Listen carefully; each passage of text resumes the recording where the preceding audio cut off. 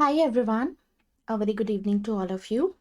My name is Ashna and आज के session में हम एक नया टॉपिक स्टार्ट करेंगे from paper two section B, India and Africa relations. So very quickly, first of all, let's look at the syllabus. Paper two section B हम cover कर रहे हैं और पेपर टू सेक्शन बी में हमारा topic number 1 which is India's foreign policy cover हो गया है. नाम का टॉपिक हमने कवर कर लिया था. इसके अलावा India and the global centres of power हम कवर कर चुके हैं. हमने लास्ट क्लास में US, EU, Japan, China and Russia सभी टॉपिक्स कवर कर लिए हैं. आगे अगर बढ़ते हैं तो we look at India and the UN system. ये वाला टॉपिक भी हमने कवर कर लिया है. And apart from this India and the nuclear question, ये टॉपिक भी हम कवर कर चुके हैं. तो यानी कि आपके 5 टॉपिक्स कवर हो चुके हैं. अब नेक्स्ट 2 सेशंस में हम फोकस करेंगे टॉपिक नंबर 4 पे. सबसे पहले India and the global south. तो हम यहाँ पर आज कवर करने वाले हैं रिलेशंस विद अफ्रीका और साथ ही साथ थोड़ा डिस्कशन इस पे भी करेंगे. हालांकि हमने लीडरशिप रोल के ऊपर बात भी की है कि इंडिया किस तरीके से लीडरशिप रोल प्ले कर रहा है in demanding for a new international economic order. At the same time WTO की नेगोशिएशंस में इंडिया का क्या रोल रहा. तो इस टॉपिक को हम कंसोलिडेट करेंगे अगले 2 सेशंस में. एक अफ्रीका पे और एक लैटिन अमेरिका पे हमारा यहाँ पर सेशन रहेगा. ये कंप्लीट करने के बाद हम फोकस करेंगे यहाँ पर, यानी कि हम सेंट्रल एशिया को फोकस करेंगे एंड उसके बाद वेस्ट एशिया पे फोकस करेंगे. अगले 2 से 3 सेशंस हमारे फिर इस पे रहेंगे. And once we are done with that finally हम कंसोलिडेट करेंगे टॉपिक नंबर 3 के साथ में. टॉपिक नंबर 3 में हमें यहाँ पर साउथ एशिया के बायलेटरल रिलेशंस डिटेल में कवर करने हैं. रिसेंटली यहाँ पर कुछ डेवलपमेंट्स भी हुए हैं. एग्जाम्पल के तौर पे मालदीव्स को लेकर के अभी काफ़ी न्यूज़ में था. तो पॉसिबिलिटी है कि इस साल एक क्वेश्चन 2024 में आपको यहाँ से बायलेटरल रिलेशंस से पूछा जा सकता है. लाइक किस तरीके के एथनिक कॉन्फ्लिक्ट्स या इंसर्जेंसीज या डिस्प्यूट एग्जिस्ट करते हैं यहाँ पर. तो खैर शुरू करते हैं. सबसे पहले इंडिया अफ्रीका में आपको पता होना चाहिए that the number of countries in Africa is 54 countries are there. यहाँ पर 54 आपकी कंट्रीज़ हैं अफ्रीका की. ये मैप है. एंड अफ्रीका का ऐसा है कि पॉपुलेशन अगर आप देखेंगे तो after Asia it is the second most populous continent in the world, Asia के बाद. और कंबाइंड GDP अफ्रीका की इन सारी कंट्रीज़ की मिला करके है $2.7 ट्रिलियन. ठीक है. बाकी इसके अलावा अफ्रीका में क्योंकि इतनी सारी कंट्रीज़ हैं तो ऐसा नहीं है कि हम अफ्रीका में पूरे ही मतलब जब हम इसको कवर करते हैं लाइक जोग्राफिकली भी, तो इसको कुछ पार्ट्स में डिवाइड किया जाता है. फॉर एग्जांपल एशिया बहुत बड़ा कॉन्टिनेंट है तो हम एशिया को भी बहुत सारे पार्ट्स में डिवाइड करते हैं. जैसे कि ईस्ट एशिया जिसमें 5 कंट्रीज़ आती हैं, China, Japan, north Korea, south Korea and Mongolia. वैसे ही ईस्ट एशिया के अलावा साउथ ईस्ट एशिया आता है. साउथ ईस्ट एशिया में 11 कंट्रीज़ आती हैं. इसके अलावा वी हैव साउथ एशिया जहाँ पर 7-8 कंट्रीज़ आती हैं. Apart from that we have West Asia, we have Central Asia. Central Asia में आपकी 5 कंट्रीज़ आती है. तो मतलब इस तरीके से जो है हम पूरे एशियन कॉन्टिनेंट को which is the largest continent in the world उसको पॉलिटिकली इस तरीके से डिवाइड करते हैं. बिल्कुल वैसे ही अफ्रीका को भी अगर पॉलिटिकली समझना है तो इसको कुछ पार्ट्स में डिवाइड किया जाता है. हालांकि हमें वहाँ पर जो इंगेजमेंट हो रहा है जिन टुकड़ों में हम इसको डिवाइड करते हैं उसकी डिटेल में नहीं जाना है. उसका कारण ये है कि पहला अफ्रीका के साथ हमारा इंगेजमेंट 1991 के बाद ही शुरू हुआ है. और दूसरा डेवलपमेंट ये है जो ध्यान देने वाला है कि अफ्रीका के साथ में अभी हम मल्टीलेटरल लेवल पे ज़्यादातर बात करते हैं, यानी कि प्लेटफॉर्म लेवल पे बात की जाती है. यानी कि सारी की सारी कंट्रीज़ के साथ में इंडिया एक साथ में इंगेज करता है and that is through African union. ठीक है।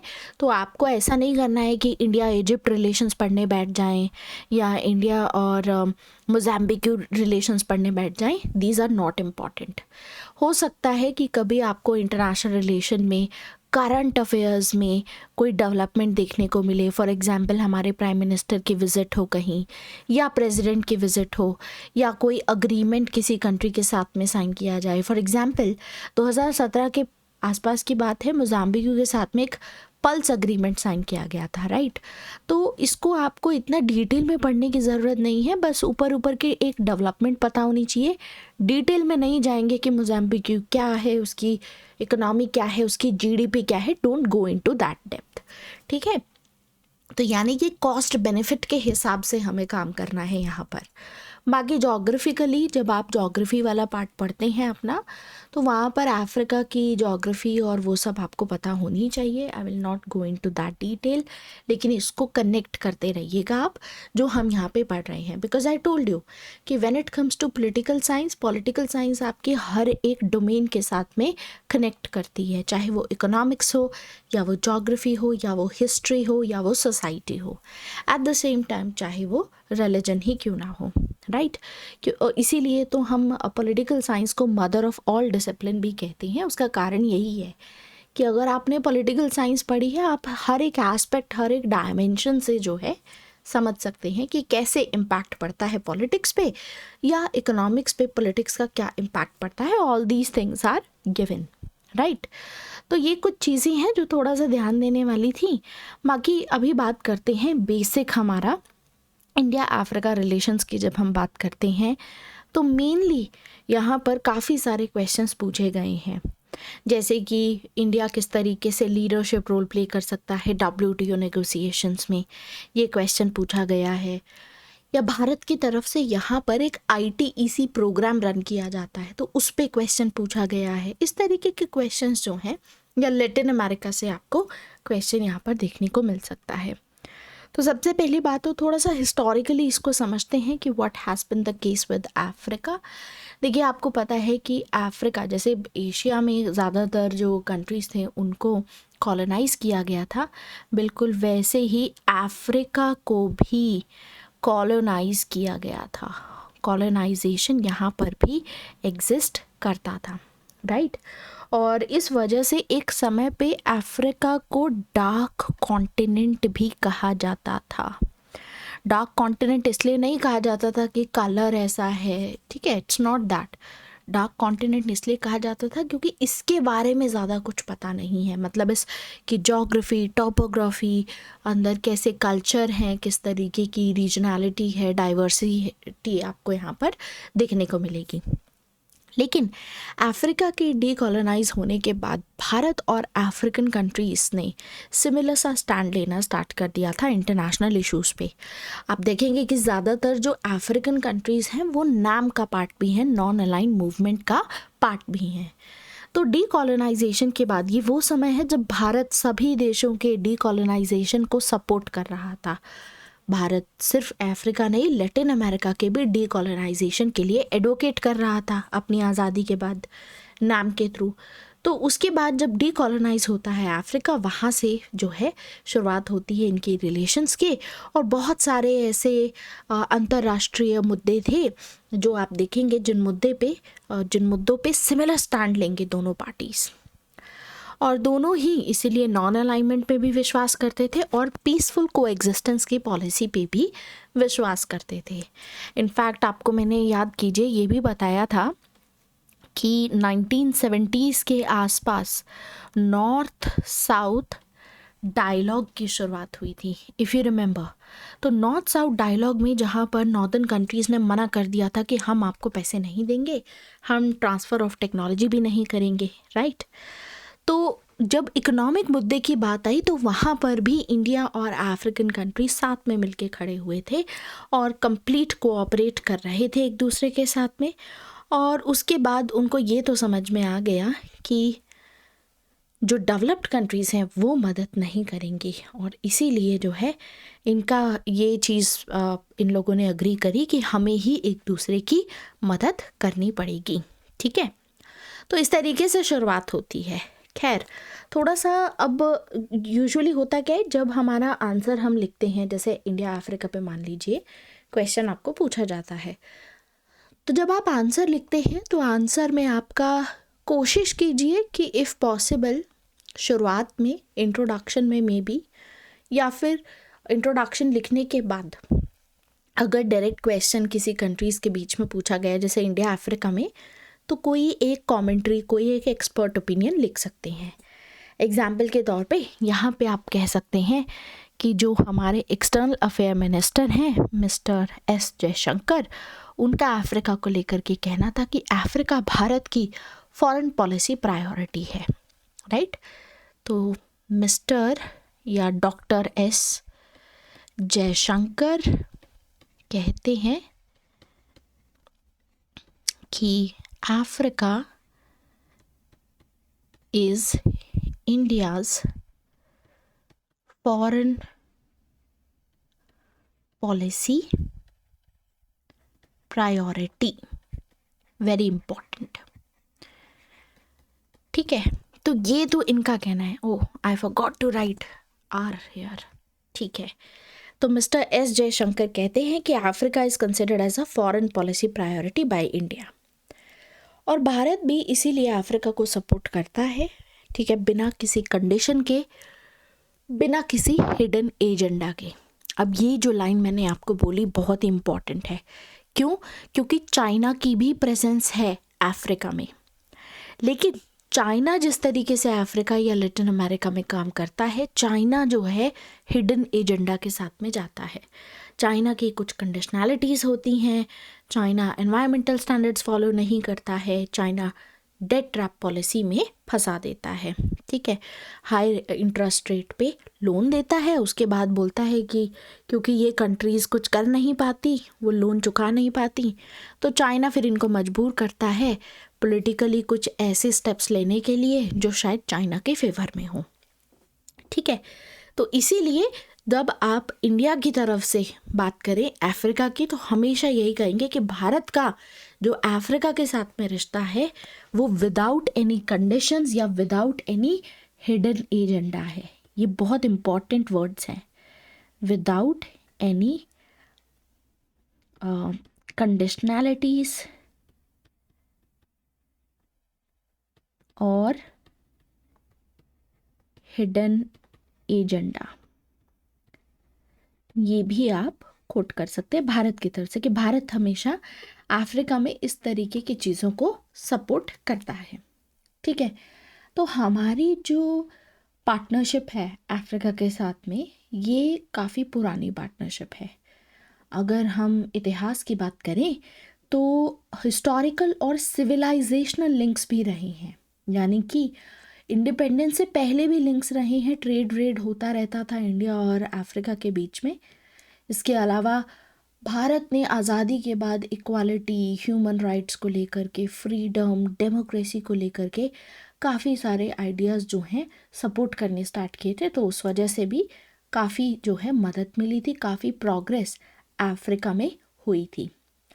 तो आप ऐसा कह सकते हैं कि भारत की तरफ से हमेशा ही जब अफ्रीका के साथ में इंगेजमेंट किया जाता है, जब हम बायलैटरल रिलेशनशिप की बात करते हैं कि एक दूसरे के साथ में कैसे संबंध हमारे रहेंगे, तो भारत की तरफ से हमेशा यही कहा जाता है that they follow the spirit of developing together as equals,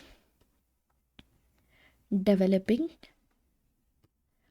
together as equals. इसका क्या मतलब है कि भारत अफ्रीका को अपना इक्वल मानता है, और जैसी डेवलपमेंट भारत में होगी वैसी ही अफ्रीका में भी होगी, ठीक है। तो ये चीज़ है जो थोड़ी ध्यान देने वाली है। बाकी मेनली जो है हम अफ्रीकन यूनियन के थ्रू, जिसको AU भी कहते हैं, जैसे यूरोपियन यूनियन में EU होता है, वैसे ही अफ्रीका में अफ्रीकन यूनियन है। तो अफ्रीकन यूनियन में सारी कंट्रीज़ एक ही बार में आ जाती हैं, और इंडिया जो है इनके साथ में एक ही बार में कनेक्ट करता है, एंगेज करता है, ठीक है। तो भारत की जो एंगेजमेंट है अफ्रीका के साथ में, भारत की अपनी एक यूनिक अप्रोच है अफ्रीका को लेकर के, एक आप कह सकते हो कि यूनिक स्क्रिप्ट एग्जिस्ट करती है। We have our own unique script, मतलब हम किसी को फॉलो नहीं करते हैं। यहाँ पर हमारा जो प्रेजेंस है अफ्रीका में बहुत ही अलग है, बहुत ही यूनिक है। जैसे कि प्राइम मिनिस्टर मोदी का भी कहना है when it comes to relations with Africa, ये कहते हैं कि हमारा अफ्रीका के साथ में एक स्ट्रॉन्ग इमोशनल लिंक है। तो प्राइम मिनिस्टर मोदी इस चीज़ पे फोकस करते हैं। तो इनको भी आप चाहे तो कोट कर सकते हैं इन केस अगर आप अपना आंसर लिख रहे हैं। एंड इंट्रोडक्शन लिखने के बाद यू मे राइट कि according to our prime minister we have a strong emotional link. और इसीलिए जो इमोशनल लिंक है वो किस चीज़ पे बेस्ड है? वो बेस्ड है कि हम दोनों ने एक ही इतिहास से हम गुजरे हैं, यानी कि दोनों ही पार्टीज़ ने कॉलोनियलिज्म के खिलाफ जो है स्ट्रगल किया है। ठीक है, कॉलोनाइजेशन अफ्रीका में भी था, कॉलोनाइजेशन भारत को भी किया गया था कॉलोनाइज, राइट। तो इस वजह से जो है ये एक स्ट्रॉन्ग इमोशनल लिंक है जो हमारा एग्जिस्ट करता है अफ्रीका के साथ में। और इसीलिए दोनों ही पार्टीज़ के ये एस्पिरेशंस हैं कि प्रॉस्पेरिटी लाई जाए दोनों ही जगह पर, और दोनों ही जो कंट्रीज़ के लोग हैं, अफ्रीका के लोग हो गए या इंडिया के लोग हो गए, मिल कर के साथ में काम कर सकें, प्रॉस्पर जो है साथ में कर सकें, यानी कि दोनों का ही भला हो, दोनों ही डेवलप हो सके साथ में। इसीलिए भारत अफ्रीका को इक्वली देखता है कि वो हमारा बिल्कुल इक्वल पार्टनर है। ठीक है, और इसके चलते क्योंकि अब इंडिया जो है एक्सेप्शनली हमने देखा है कि 91 के रिफॉर्म्स के बाद काफ़ी तेज़ी से ग्रो किया है, डेवलपमेंट हुआ है। आज इंडिया की इकोनॉमी $3.73 ट्रिलियन है, बहुत जल्दी 4 भी हो जाएगी। इनफैक्ट सम कहते हैं, some people are even saying कि इट इज़ ऑलरेडी $4 ट्रिलियन, बस ऑफिशियली वो जो है नंबर आया नहीं है। और होपफुली नेक्स्ट ईयर के एंड तक 5 ट्रिलियन की जो हमारा टारगेट है वो भी हम पहुंच जाएंगे। ठीक है, तो उसको ध्यान में रखते हुए भारत, क्योंकि अफ्रीका की कंट्रीज़ जो हैं बहुत ज़्यादा पुअर कंट्रीज़ हैं, लीस्ट डेवलप्ड कंट्रीज़ में आता है, पेरीफेरी कंट्रीज़ भी इनको कहते हैं। इसीलिए भारत की तरफ से 2017 में इन 54 कंट्रीज़ में से 44 कंट्रीज़ में हमने लाइन ऑफ क्रेडिट भी प्रोवाइड किया है। लाइन ऑफ क्रेडिट क्या होता है? जब आप पैसा देते हैं। ठीक है, लाइन ऑफ क्रेडिट में बहुत कुछ आ सकता है। तो भारत की तरफ से अफ्रीका को $8 बिलियन यहाँ पर दिए गए हैं। ठीक है, अब इसमें हो सकता है कि कुछ पैसा ग्रांट में दिया गया हो, ग्रांट इन एड में। इसका मतलब होता है कि आपको लौटाने की ज़रूरत नहीं है। कुछ पैसा हो सकता है जो बहुत ज़्यादा लो इंटरेस्ट पे हमने दिया होगा, कि जिस पे कोई ना के बराबर ब्याज जो है वो लग रहा होगा, बट इन कंट्रीज़ को ये पैसा दिया गया है डेवलपमेंट के लिए, वहाँ पर कोई इंफ्रास्ट्रक्चर बनाने के लिए, इस तरीके की चीज़ों में। इसके अलावा भारत की तरफ से 33 ऐसी मतलब लीस्ट डेवलप्ड अफ्रीकन कंट्रीज़ हैं जहाँ पर भारत अपने आप से जो है फ्री एक्सेस भी इन कंट्रीज़ को प्रोवाइड करता है। यानी कि ऐसी 33 अफ्रीकन कंट्रीज़ जिनके अगर प्रोडक्ट्स हैं तो वो भारत की मार्केट में अपने प्रोडक्ट्स जो हैं वो बेच सकते हैं, और इस पे कोई भी ड्यूटी नहीं लगेगी, कोई कस्टम नहीं लगेगा। तो ये एक बहुत ही अच्छी चीज़ है, विच मीन्स कि जो इन कंट्री से प्रोडक्ट बन के आ रहे हैं और भारत की मार्केट में पहुंचते हैं ये प्रोडक्ट्स, इन प्रोडक्ट्स को नेशनल ट्रीटमेंट दिया जाएगा। यानी जैसा हम डोमेस्टिकली अपने प्रोडक्ट्स बनाते हैं उस पर कोई ड्यूटी वगैरह नहीं लगती है, बिल्कुल वैसा ही ट्रीटमेंट इन प्रोडक्ट्स को दिया जाएगा। तो एटलीस्ट 33 कंट्रीज़ यहाँ पर एक्सपोर्ट करती हैं अफ्रीका की, और उनको फ्री मार्केट एक्सेस भारत की तरफ से प्रोवाइड किया गया है। ठीक है, बाकी अफ्रीका और इंडिया का अगर ट्रेड देखें तो 2018-19 का डेटा हम लेंगे मेनली। उसका कारण यही है कि अभी अभी तो पैंडेमिक से हम रिकवर करना स्टार्ट हुए हैं, राइट। तो it is better if we take the data from 2018 to 19 financial year. तो 2018 से 19 ये साल में अगर आप इंडिया एंड अफ्रीका का ट्रेड देखें तो काफ़ी अच्छा नंबर है, हालांकि पोटेंशियल बहुत है अभी भी, बट स्टिल 63.3 बिलियन डॉलर्स का ट्रेड यहाँ पर हो रहा है। तो इतना हुआ था 2018-19 में, और इसके चलते India was rank the third largest trading partner of Africa. तो इंडिया थर्ड नंबर पे आता है, जिसके साथ में अफ्रीका की कंट्रीज़ जो हैं इतना ट्रेड करती हैं। ठीक है, बाकी हमारे जो पहले वाइस प्रेसिडेंट हुआ करते थे हामिद अंसारी, वो विज़िट भी किया था उन्होंने, तो इसीलिए वो जब उन्होंने विज़िट किया तो अफ्रीका पे भी काफ़ी कुछ उन्होंने कहा था, जैसे कि इंडिया और अफ्रीका आपस में कोऑपरेट करते हैं। बेसिकली 4 चीज़ों पे फोकस किया था। So let me just right it here, farmer vice president Hamid Ansari, and he talks about there are 4 imperatives, मतलब 4 चीज़ें हैं ध्यान देने वाली when it comes to India Africa relations। पहला ये कहते हैं कि हमारे अफ्रीका के साथ में शेयर्ड लिंक्स हैं, civilisational links and cultural ties exist करते हैं, एंड कल्चरल टाइज एग्जिस्ट करते हैं। तो सॉफ्ट पावर को बढ़ाने के लिए इस तरीके की चीज़ बहुत इम्पॉर्टेंट होती है, जैसे कि शेयर्ड हिस्ट्री भी है हमारी, राइट, जिसमें एंटी कॉलोनियल स्ट्रगल के खिलाफ हमने जो भी एक्सप्लॉयटेशन हो रहा था, जो रेशियल डिस्क्रिमिनेशन हो रहा था, उसके खिलाफ आवाज़ उठाई। एंड साथ ही साथ पीपल टू पीपल कॉन्टैक्ट भी एग्जिस्ट करते हैं, जैसे कि बहुत सारे ऐसे भारतीय ओरिजिन के लोग हैं, इंडियन ओरिजिन के लोग हैं जो east and southern African countries में सेटल्ड हैं। तो डायस्पोरा भी बहुत अच्छी है, इसीलिए we have shared history and cultural ties.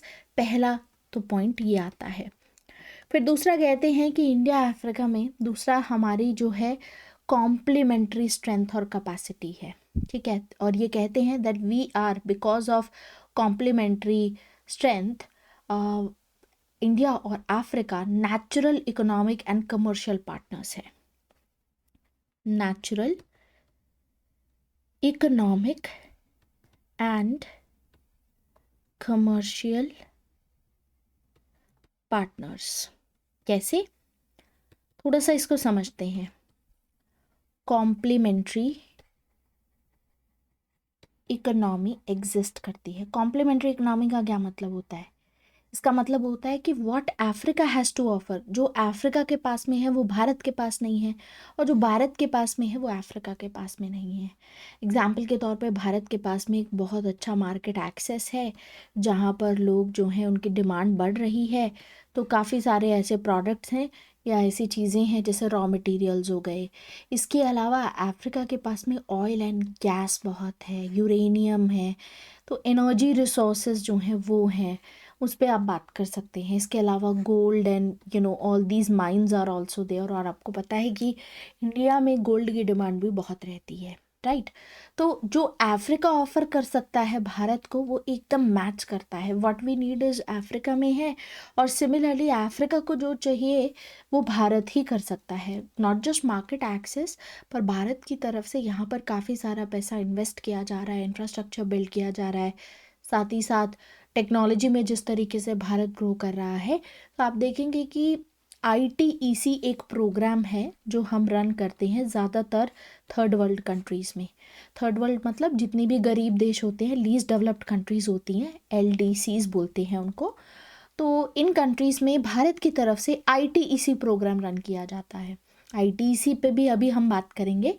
तो इस वजह से हम कह सकते हैं कि कॉम्प्लीमेंट्री इकोनॉमी है, ठीक है। तो भारत के लिए अगर हम देखें तो अफ्रीका के पास में इतना पोटेंशियल है कि हमारी एनर्जी सिक्योरिटी या हमारी फूड सिक्योरिटी के लिए बहुत इम्पॉर्टेंट है। सो जब हम इसकी बारे में बात करते हैं तो not just energy security but food security भी। कैसे?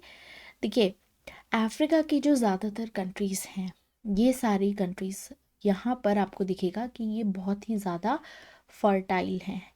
दूसरा, यहाँ पर काफ़ी ऐसी नदियाँ भी बहती हैं, आसपास लेक्स हैं आपको दिखेंगी, जिसकी वजह से ये रीजन जो है बहुत ज़्यादा फर्टाइल हो जाता है। दूसरा, यहाँ पर जो लैंड है अफ्रीकन कॉन्टिनेंट में वो एकदम ज़्यादा है, मतलब अबंडेंस में है।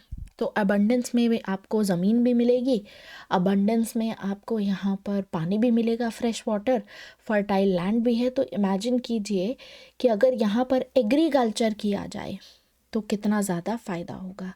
लेकिन प्रॉब्लम यहाँ पर क्या होती है कि अभी भी यहाँ पर जो एग्रीकल्चर अफ्रीका में किया जाता है, क्योंकि ये कंट्री इतना एडवांस तो है नहीं, इसीलिए यहाँ पर अभी भी प्रिमिटिव एग्रीकल्चर किया जाता है। प्रिमिटिव मतलब वही पुराना वाला जो तरीका है, बिना किसी मशीन, बिना किसी ट्रैक्टर के, राइट, जिसमें बहुत टाइम लगता है और इसीलिए प्रोडक्टिविटी भी उसकी लो रहती है, राइट।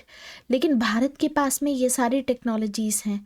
दूसरा ये है कि अफ्रीका में देखिए, ठीक है गरीबी बहुत है, लेकिन पॉपुलेशन भी यहाँ पर डिस्पर्स्ड है, और पॉपुलेशन जो है यहाँ पर इतनी भी नहीं है कंपैरेटिवली, इसीलिए यहाँ पर आपको इतना ज़्यादा food security point of view से नहीं दिखेगा कि कोई प्रॉब्लम है। लेकिन भारत में जितनी जनता है और उस हिसाब से जितना ज़मीन हमारे पास है एग्रीकल्चर के लिए, वो कम पड़ जाती है।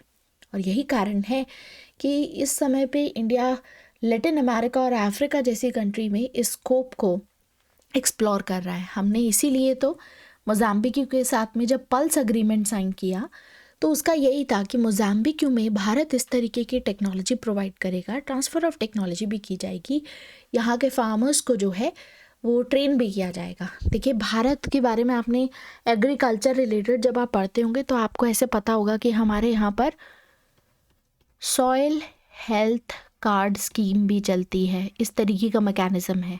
यानी कि हम क्या करते हैं कि हमारा जो किसान होता है वो अपने खेत की मिट्टी ला कर के टेस्ट करा सकता है कि उसमें क्या न्यूट्रिएंट्स है, क्या नहीं है, और उसके अकॉर्डिंगली जो है क्या चीज़ की कमी है, क्या फर्टिलाइज़र यूज़ किया जाना चाहिए, और प्रोडक्टिविटी को कैसे क्रॉप की एनहांस किया जा सकता है, फसल को कैसे और ज़्यादा बढ़ाया जा सकता है। साथ ही साथ ट्रैक्टर और भी सारी चीज़ें हैं, जैसे हाई यील्ड वैरायटी के सीड्स यूज़ करना, और पानी भी अगर यूज़ करना है तो ऐसे नहीं है, देयर आर टेक्निक्स जिसके थ्रू प्रोडक्टिविटी भी ज़्यादा होती है और वेस्टेज ऑफ रिसोर्सेज भी कम होता है। तो यानी कि सस्टेनेबल एग्रीकल्चर भी हम कर सकते हैं। बहुत सारी चीज़ें हैं जो आज के समय पे भारत में ये टेक्नोलॉजी प्रेजेंट है, राइट। तो आपको ये भी पता है, जैसे मैं एक एग्जांपल देती हूँ, भारत में पल्स प्रोडक्शन बहुत होता है। अब I will not tell you the number, क्योंकि ये सारी चीज़ें जो हैं आपको याद रखनी है, करंट अफेयर्स में आता रहता है, आपको पता होनी चाहिए ये चीज़ें कि हमारा एनुअल पल्स प्रोडक्शन कितना होता है, ठीक है। तो ये आप बताएंगे कि कितना होता है, इसके बारे में गूगल कीजिएगा, क्योंकि थोड़ा बहुत अगर आप गूगल भी करेंगे, 2-4 बातें ज़्यादा पढ़ेंगे इसके बारे में, you will get a lot of knowledge, ठीक है। तो this is the task for you. तो पल्स प्रोडक्शन कितना होता है भारत में, लेकिन साथ ही साथ ये भी गूगल कीजिएगा पल्स कंजम्पशन कितना होता है। देखिए, उसमें मैं एक सिर्फ हिंट दे देती हूँ आपको कि जितना भी हम प्रोड्यूस करते हैं वो इनफ नहीं होता है। भारत में दाल बहुत प्रोड्यूस की जाती है, लेकिन उसके बावजूद भारत में दाल की कमी हो जाती है, क्योंकि हम सारा दाल खुद ही खा जाते हैं, ठीक है। और यही कारण है कि हमें चाहिए कि बाहर से हम इंपोर्ट भी करना पड़ता है। अब सोचिए, ऐसी कंट्री से अगर हम इंपोर्ट करें जिस कंट्री में डेवलपमेंट भी हो जाए उसके नाम पे, और वहाँ पर हमारे साथ जो है हमें कल को कोई दिक्कत भी ना हो। जैसे कोई कंट्री, सपोज़ कीजिए कि फ्यूचर में अगर हम वहाँ से दाल इंपोर्ट कर रहे हैं और हो सकता है पॉलिटिकली वो कंट्री चाहती है हम पे प्रेशर क्रिएट करना, तो वो दाल को जो कंसाइनमेंट है जो उनका एक्सपोर्ट कर रहे हैं उसको रोक भी सकते हैं भारत पे प्रेशर क्रिएट करने के लिए, राइट। इसकी वजह से जो हमारे डोमेस्टिक दाल के प्राइसेस हो जाएंगे वो भी बढ़ जाएंगे, और फिर जो लार्जर पब्लिक है, जो डोमेस्टिक हमारे है, उस पर भी असर पड़ेगा, राइट। तो इसी कारण से ऐसे कंट्रीज़ के साथ में अगर किया जाए स्पेसिफिकली, जिनके साथ हमारे रिश्ते बहुत अच्छे हैं, मधुर रिश्ते हैं, तो ऑब्वियस है कि वो हमारे फेवर में काम करेगा। तो मोज़ाम्बिक के साथ में इसीलिए हमने क्या किया, पल्स एग्रीमेंट साइन किया। और दूसरा, भारत यहाँ पर ये भी सोच रहा है कि यहाँ पे जो ज़मीनें हैं उसको हम क्यों ना ऐसे रेंट पे ले लें।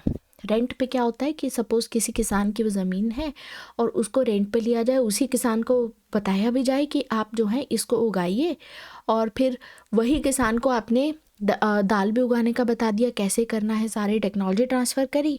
नाउ इमेजिन दैट कि वो आपको अब दाल बेच रहा है, लेकिन कंपैरेटिवली जो हम बाहर से इंपोर्ट कर रहे थे वो कंपैरेटिवली उससे थोड़ा कम चार्ज करेगा, जिससे भारत का भी फ़ायदा है और इस कंट्री में भी डेवलपमेंट होगा, यहाँ का भी फ़ायदा है। तो इस तरीके से जो है हम करने की कोशिश कर रहे हैं अफ्रीका और लैटिन अमेरिकन कंट्रीज़ दोनों के साथ में, और इससे भारत की जो फूड सिक्योरिटी है वो हम कहीं ना कहीं अचीव कर पाएंगे, हम वो सिक्योर कर पाएंगे।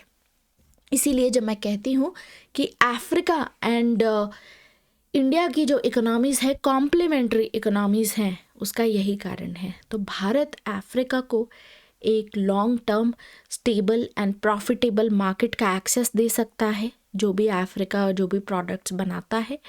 इसके अलावा बदले में भारत को क्या फ़ायदा होगा, उसकी एनर्जी सिक्योरिटी भी सिक्योर रहेगी और जो फूड सिक्योरिटी है वो भी रिक्वायरमेंट जो है फुलफिल रहेंगी। और इसीलिए भारत जो है काफ़ी सारा पैसा इन्वेस्ट करता है बहुत सारे प्रोजेक्ट्स में अफ्रीका में, जैसे फार्मास्यूटिकल में भी हम करते हैं। अच्छा, भारत की जो जेनरिक मेडिसिन हैं क्योंकि वो चीप हैं, कंपैरेटिवली सस्ती हैं ब्रांडेड मेडिसिन के मुकाबले, इसीलिए अफ्रीका में भारत की मेडिसिन की भी बहुत डिमांड है क्योंकि सस्ती भी हैं, हर कोई अफोर्ड कर पाता है। इसके अलावा आईटी एंड टेलीकम्युनिकेशन सेक्टर में भी हम यहाँ पर इनको ट्रेन करते हैं, यहाँ के लोगों को जो है, इसीलिए ITEC प्रोग्राम वहाँ पर आता है। इसके अलावा इंजीनियरिंग में, एजुकेशन में मदद करते हैं, हेल्थ में, एग्रीकल्चर सेक्टर में, ऐसे बहुत सारे सेक्टर्स हैं जहाँ पर भारत की तरफ से इन्वेस्टमेंट हो रहा है। ठीक है, फिर इसके अलावा हमारे जो फॉर्मर वाइस प्रेसिडेंट हैं हामिद अंसारी, उनका ये भी कहना है कि भारत और अफ्रीका की कॉमन अप्रोच है, दोनों ही चाहते हैं कि डेवलपमेंट हो, दोनों का ही विकास हो, और कॉमन अप्रोच है सस्टेनेबल फ्यूचर को लेकर के, कि भारत भी एक सस्टेनेबल फ्यूचर चाहता है कि जो भी रिसोर्सेज यूज़ किए जाएं उसको वेस्ट ना किया जाए, राइट। तो सस्टेनेबिलिटी पे भी दोनों ध्यान देते हैं, और यही कारण है कि हम जब अफ्रीका के लोगों के साथ में एंगेज करते हैं तो वहाँ के लोगों को ट्रेन किया जाता है, काफ़ी स्किल बिल्डिंग उनको हम करने की कोशिश करते हैं। इस तरीके के इंस्टीट्यूशंस हैं जिनके साथ में हम पार्टनर करके वहाँ के लोगों को काम भी सिखाते हैं। इसके अलावा जैसे मैंने आपको बताया कि लाइन ऑफ क्रेडिट हम प्रोवाइड करते हैं, थोड़ा पैसा भी देते हैं, वहाँ पर इन्वेस्ट करते हैं, दैट इज़ अनदर चैनल, जिसकी वजह से जो है एटलीस्ट जो चाइना से पैसा या चाइना से प्रोजेक्ट्स आ रहे हैं अफ्रीकन कंट्रीज़ को उस पर डिपेंडेंट नहीं रहना पड़ेगा। उसका फ़ायदा ये रहेगा कि इनको फिर ना डेट ट्रैप में फंसने की ज़रूरत नहीं है, क्योंकि चाइना जब हाई इंटरेस्ट रेट पे इनको लोन देता है तो कल को जो है प्रेशर भी इन कंट्रीज़ पे क्रिएट कर सकता है। इसके अलावा भारत सरकार ने और भी क्रेडिट अनाउंस किया है कि $10 बिलियन और जो है यहाँ पर अगले 5 सालों में इन्वेस्ट किया जाएगा। तो इस तरीके की जो है डेवलपमेंट्स हैं। इसके अलावा हमारा बहुत सारे ऐसे मुद्दे हैं जहाँ पर स्पेसिफिकली पीस एंड सिक्योरिटी को लेकर के, या जो ग्लोबल मुद्दे हैं, ग्लोबल पीस और सिक्योरिटी से रिलेटेड मुद्दे हैं, वहाँ पर भी सिमिलर स्टैंड है। एग्जाम्पल के तौर पे टेररिज्म को लेकर के, या क्लाइमेट चेंज को लेकर के, या साइबर सिक्योरिटी को लेकर के, राइट। तो ये सारी चीज़ें हैं, इस पे भी हामिद अंसारी ने कमेंट किया था, पायरेसी को लेकर के, all these things are there. और दूसरा ये भी है, देखिए कि जो अफ्रीका की कंट्रीज़ हैं वो भारत को सपोर्ट दे सकती हैं, specifically United nation security council की उसकी मेंबरशिप में। तो जितने भी ग्लोबल गवर्नेंस इंस्टीट्यूशंस हैं, 54 कंट्रीज़ हैं अफ्रीका में। सोचिए अगर भारत को यहाँ से बैकिंग मिलती है तो सीधा सीधा 54 countries, 54 head of the states of the world हमारे साथ खड़े होंगे।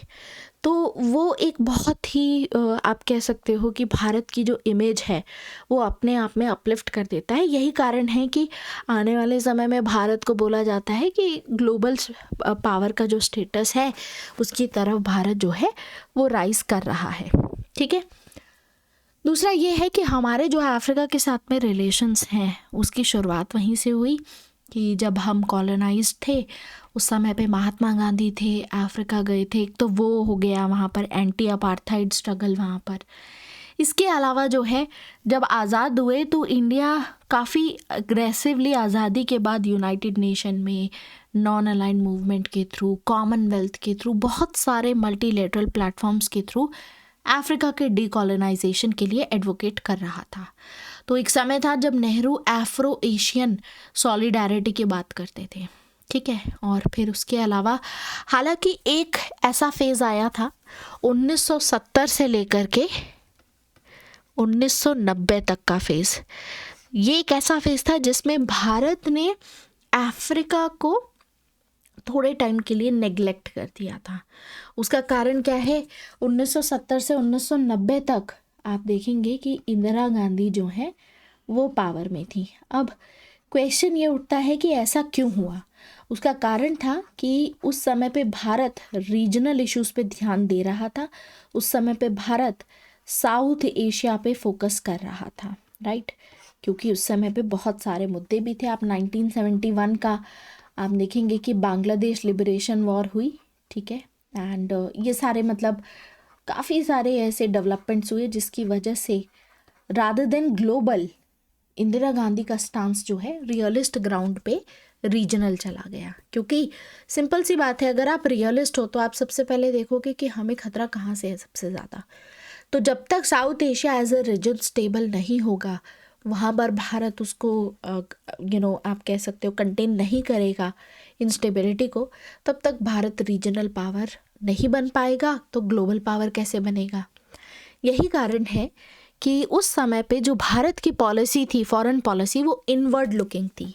इनवर्ड लुकिंग मतलब भारत जो है उसमें उस समय पे आप कह सकते हो कि इंटरनली यानी साउथ एशियन सब कॉन्टिनेंट पे ध्यान देने लग गया था। ये कारण है कि उस समय पे हम देखते हैं कि भारत जो है इन 2 डेकेड्स के लिए 1970 से 90 तक अफ्रीका को थोड़ा सा भारत की तरफ से नेग्लेक्ट किया गया। हालांकि 1990 के बाद वापस से री एंगेजमेंट देखा गया। 1990 के बाद जो है एक्चुअली में री एंगेजमेंट क्यों देखा गया, गवर्नमेंट की तरफ से नहीं हुआ। 1991 में याद कीजिए कि LPG रिफॉर्म्स आए थे, इकोनॉमी को ओपन किया गया, बहुत कुछ हुआ। तो वहाँ से फिर जो हमारा प्राइवेट सेक्टर था उन्होंने सरकार की नज़र इस तरफ घुमाई। उन्होंने कहा कि देखिए अफ्रीका के साथ में हमें एंगेज करना ज़रूरी है। मतलब गवर्नमेंट लेवल पे स्टार्ट नहीं किया गया ये री एंगेजमेंट। अफ्रीका के साथ में री एंगेजमेंट एक्चुअली में प्राइवेट सेक्टर की वजह से हुआ है, जो कि एक बहुत बड़ी चीज़ है, री एंगेजमेंट विद अफ्रीका। तो यानी कि जो हमारे प्राइवेट प्लेयर्स थे उन्होंने इस तरफ सरकार का ध्यान खींचा और भारत की तरफ से मतलब सरकार की तरफ से ऑफिशियली 2008 है वो साल, यानी कि अभी 2023 ख़त्म हुआ है, तो ऑलमोस्ट आप कह सकते हो कि ऑफिशियली अगर देखा जाए तो अभी बस 15 ही साल हुए हैं हमें। 2008 से इंडिया और अफ्रीका के जो रिलेशंस हैं उनको इंस्टीट्यूशनलाइज किया गया और उस समय पे एक पैन अफ्रीकन प्लेटफॉर्म था। पैन अफ्रीकन प्लेटफॉर्म कौन सा है, African Union I mean to say. तो अफ्रीकन यूनियन है, इसके साथ में इंडिया ने एंगेजमेंट यहाँ पर स्टार्ट किया। तो पैन अफ्रीकन प्लेटफॉर्म यहाँ पर आपको देखने को मिलेगा और तब से लेकर के अब तक जो है 3 से 4 समिट्स यहाँ पर हुई हैं। मतलब समिट के लेवल पे भी अभी भी मतलब काफ़ी नया है जो भी डेवलपमेंट यहाँ पर हो रहा है। कंपेयर करोगे अगर कि बाकी सभी देशों के साथ में हमारे जो रिश्ते हैं वो कितने पुराने हैं आज़ादी के बाद से, तो it is significantly very new 2008। इसीलिए तो आप देखेंगे कि भारत के साथ में आजकल बहुत सारी कंट्रीज एंगेज कर रही हैं, लेकिन ये सारा एंगेजमेंट बहुत नया चल रहा है। US के साथ में देखोगे आप कि 2000 के बाद शुरू हुआ। सेम इज़ विद जब कोलैप्स हुआ USSR तो रशिया के साथ में 2000 में स्टार्ट हुआ। तो सारे रिलेशनशिप्स जो हैं वो काफ़ी नए हैं। सेम इज़ विद दिस कि ये जो समिट्स यहाँ पर हो रहे हैं गिने चुने आप इनको उंगलियों पे भी गिन सकते हैं, ठीक है, you can count them on fingers. इतने ही समिट अभी तक हुए हैं। लेकिन ये कहा जाता है कि जब गवर्नमेंट लेवल पे एंगेजमेंट शुरू हुआ तो ज़्यादातर सवाल खड़े किए गए कि भारत की अप्रोच जो है वो चाइना से इन्फ्लुएंस्ड है। कैसे चाइना से इन्फ्लुएंस्ड है? क्योंकि चाइना की प्रेजेंस अफ्रीका में बहुत लंबे टाइम से है, और चाइना की प्रेजेंस सेम चीज़ लैटिन अमेरिका में भी कही जाती है कि बहुत लंबे टाइम से है।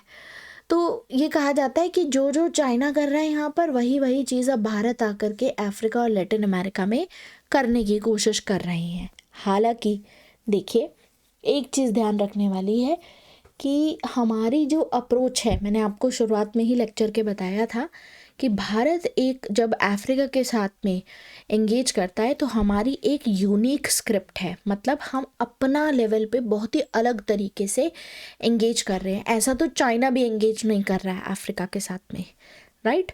तो आपको बार बार इसी पॉइंट पे इसीलिए स्ट्रेस करने की ज़रूरत है, ठीक है। तो चाइना की रिलेशनशिप अफ्रीका के साथ में कब शुरू हुई वो आपको पता होना चाहिए। It was in the year 2000। और इंडिया की कब हुई? 2008, गवर्नमेंट ऑफ इंडिया लेवल पे। प्राइवेट प्लेयर्स के थ्रू अगर देखेंगे तो वो 91 के बाद, अप्रॉक्सीमेटली 92-93 के आसपास की बात है, तब इसकी शुरुआत हो चुकी थी, ठीक है।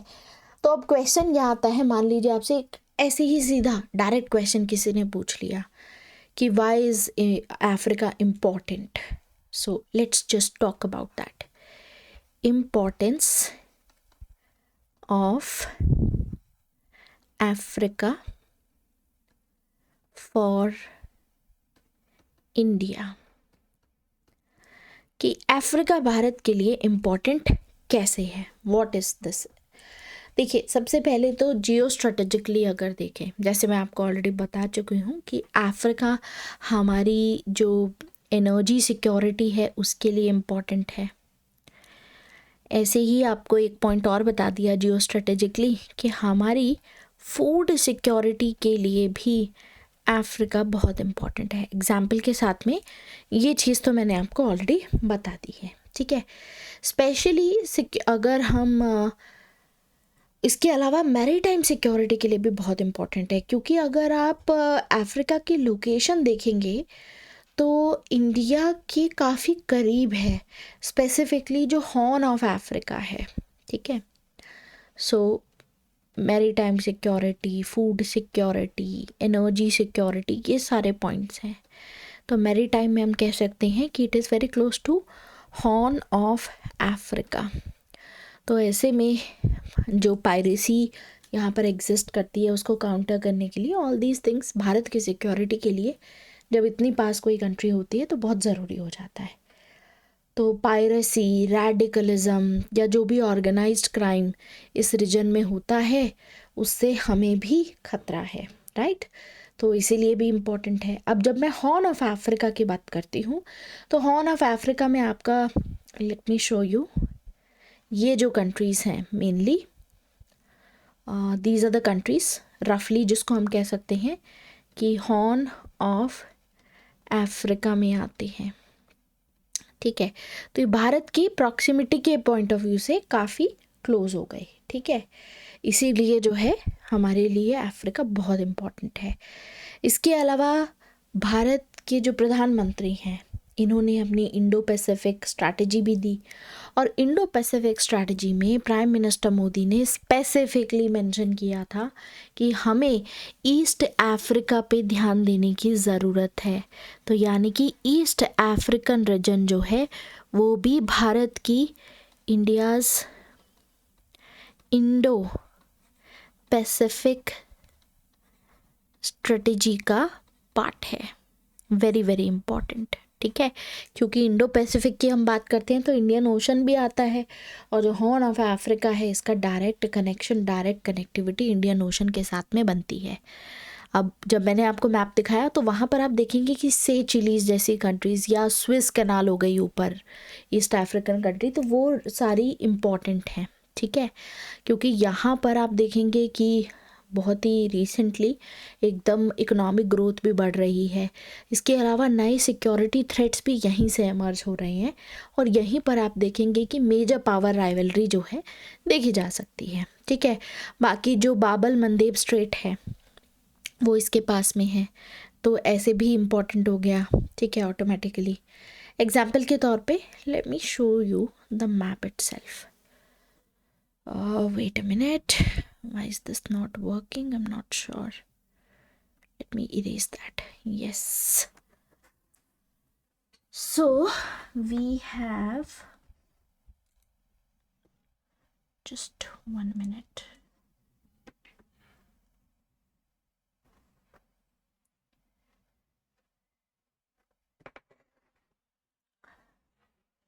Okay, I think, wait. Okay, so now it's working.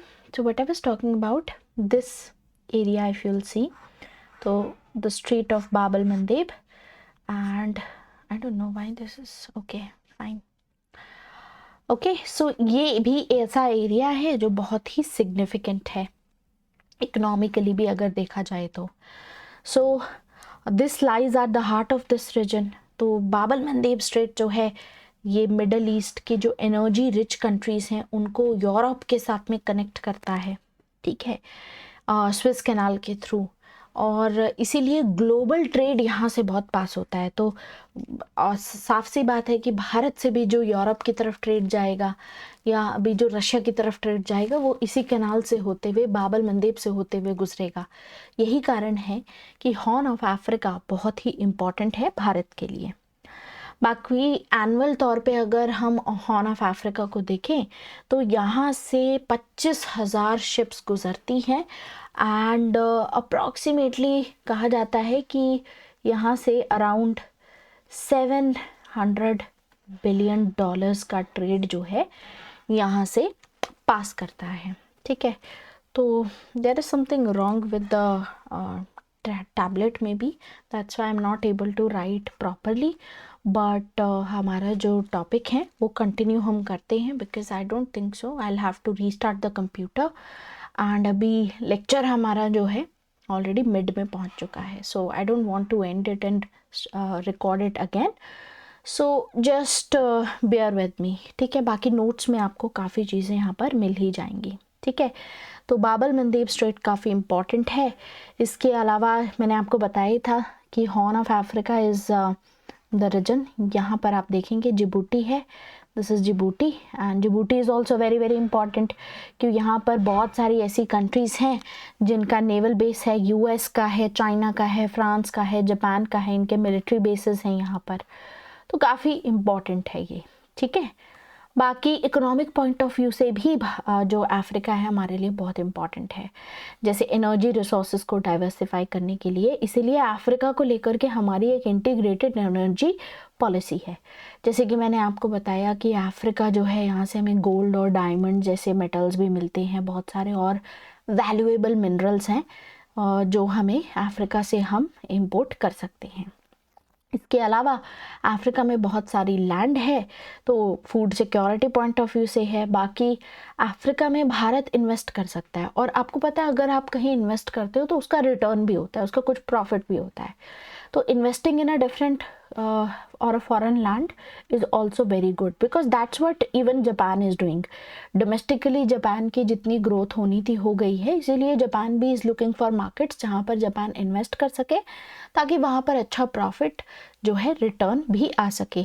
अब इसमें क्या है कि विन विन सिचुएशन होती है दोनों पार्टीज़ के लिए कि अफ्रीका में भी इससे विकास होगा, लोकल अपॉर्चुनिटीज़, एम्प्लॉयमेंट वगैरह भी मिलेगी और बदले में भारत या दूसरी कोई भी कंट्री अगर प्रेजेंट होती है उसका भी फ़ायदा होता है. और इसीलिए जो है हम अफ्रीका में जो ज़मीनें हैं उनको लीज पे लेने की सोच रहे हैं क्योंकि भारत में लैंड की कमी है और जो एग्रीकल्चरेबल लैंड है मैं उसकी बात कर रही हूँ. तो इसीलिए हम अफ्रीका में ये सारे काम कर सकते हैं. इसके अलावा जियोपॉलिटिकली ऐसे इम्पॉर्टेंट है हमारे लिए अफ्रीकन यूनियन कि ये हमें सपोर्ट कर सकते हैं जब भी Bharat United nation security council की मेंबरशिप के लिए बात करता है या इंडिया पीस एंड स्टेबिलिटी में काफ़ी एक्टिवली इन्वॉल्व रहता है. जैसे मैंने आपको पहले भी बताया था कि भारत की तरफ से United nation peace keeping operations जो हैं उसमें कंट्रीब्यूट किया जाता है. तो ऐसे ही बहुत सारे पीस कीपिंग ऑपरेशंस हैं जो सूडान या इन सभी कंट्रीज़ में जो हैं किए जाते हैं रन. इसके अलावा भारत यहाँ पर इन सभी कंट्रीज़ की कैपेसिटी बिल्डिंग में भी ध्यान दे रहा है, यानी यहाँ के लोगों को स्किल भी कर रहा है. और यहाँ पे जो भारत का सबसे लार्जेस्ट बेनिफिशियरी प्रोग्राम है वो है ITEC programme. ITEC programme is very very important. ये जो ITEC प्रोग्राम है इसका फुल फॉर्म है Indian Technical and Economic Cooperation. इसकी वजह से भारत की बहुत अच्छी गुडविल बन गई है अफ्रीका में, और अफ्रीका के लोग इसीलिए इंडियंस को काफ़ी ज़्यादा रिस्पेक्ट भी करते हैं। ठीक है, so that's like another thing जो हम कह सकते हैं कि बहुत ही इम्पॉर्टेंट है। ठीक है, तो अफ्रीका जो है एक समय पे इसको मदर कॉन्टिनेंट भी कहा जाता था, लेकिन आज सच अगर देखा जाए मदर कॉन्टिनेंट क्यों कहा जाता है, उसका कारण यही है कि लोग कहते हैं कि जो लाइफ की शुरुआत हुई है वो अफ्रीका से शुरुआत हुई है, इसीलिए मदर कॉन्टिनेंट भी कह देते हैं अफ्रीका को। एनीवेज, बट आज सच देखा जाए तो अफ्रीका का जो लैंड एरिया है पूरी धरती का 1/5 एरिया है, which is again a very very big land area, right. और दूसरा अफ्रीका की जो कंट्रीज़ हैं ट्रॉपिकल रीजन में भी आती हैं, क्योंकि इक्वेटर यहाँ से पास करता है ऑलमोस्ट बीच में से, तो इस वजह से यहाँ पर आपको काफ़ी ज़्यादा एग्रीकल्चरेबल लैंड और ये सब भी मिल जाता है। ठीक है, बाकी फॉसिल फ्यूल का रिजर्व बहुत अच्छा है अफ्रीका में, आपको जेम्स प्रेशियस मेटल्स जैसे मैंने ऑलरेडी बताया वो सब आपको यहाँ पर मिल जाता है, राइट। तो हमारे जो रिलेशंस हैं हिस्टोरिकल टाइम से हैं, याद रखिएगा ये चीज़। ये कुछ ऐसी चीज़ें हैं जो बार बार आई थिंक हम लोगों को भी रिपीट करनी ज़रूरी हो जाती हैं, बिकॉज वी ऑल नो कि बार बार जब भी क्वेश्चन आएगा ये चीज़ें हमें ज़रूर मेंशन करनी होंगी। एनीवेज, इसके अलावा आप कह सकते हो कि बहुत सारे ऐसे नॉन ट्रेडिशनल सिक्योरिटी इश्यूज़ हैं, climate change, disaster management, migration जैसे इश्यूज़ जो इम्पॉर्टेंट हैं, और अफ्रीकन कंट्रीज़ के साथ में मिलकर के हम इन मुद्दों पे भी काम कर सकते हैं। अच्छा, एग्जाम्पल के तौर पे हम ITEC प्रोग्राम की बात करते हैं।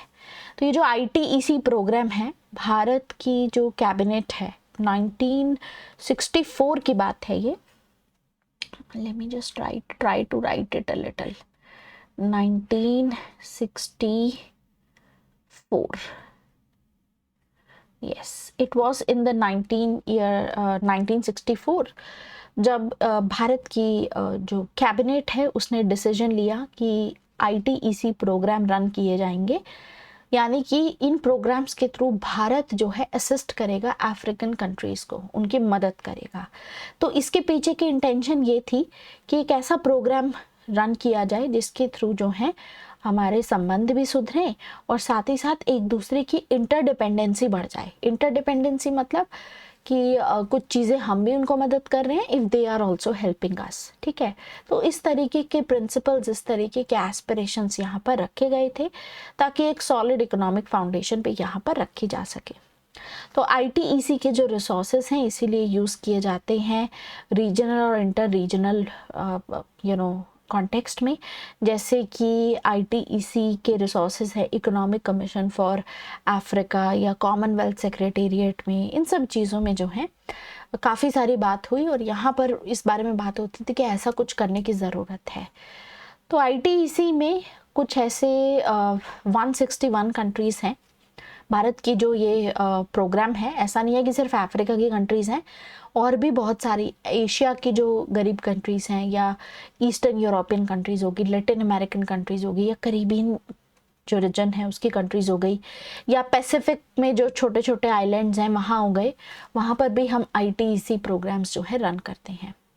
तो भारत यहाँ पर जो भारत का डेवलपमेंटल एक्सपीरियंस है, जो हमने डेवलप होते हुए चीज़ें सीखी हैं, वो हम दूसरों के साथ में साझा करते हैं, दूसरों के साथ में शेयर करते हैं। ठीक है, तो ये कुछ एक इम्पॉर्टेंट चीज़ है। बाकी हमारी समिट्स होती रहती हैं, मेनली जो इंडिया अफ्रीकन यूनियन समिट है वो आप थोड़ा सा ट्रैक करते रहिएगा, बट मेनली उसमें यही आता है कि भारत की अफ्रीका पॉलिसी है।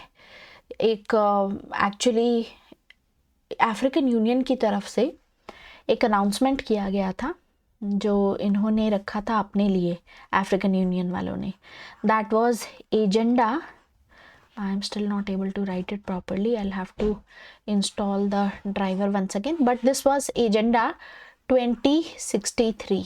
ठीक है, तो ये जो एजेंडा 2063 है ये भारत की जो अफ्रीका पॉलिसी है उसके साथ में अलाइन करता है। बस अभी के लिए बस इतना याद रखिए। ठीक है, बाकी आपको 2017 का एशिया अफ्रीका ग्रोथ कॉरिडोर तो मैंने बता ही दिया कि किस तरीके से, क्योंकि इंडो पैसिफिक रीजन बहुत इंपॉर्टेंट है और आपको पता है कि इंडियन ओशन में लिटरल स्टेट्स अफ्रीका के भी आते हैं, ये भी कनेक्ट करते हैं।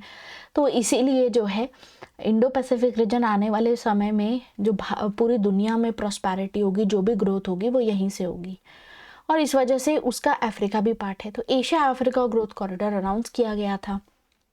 बाकी अफ्रीकन कंट्रीज़ के साथ में हम इंटरनेशनल सोलर अलायंस में काम करते हैं, कोऑपरेट करते हैं।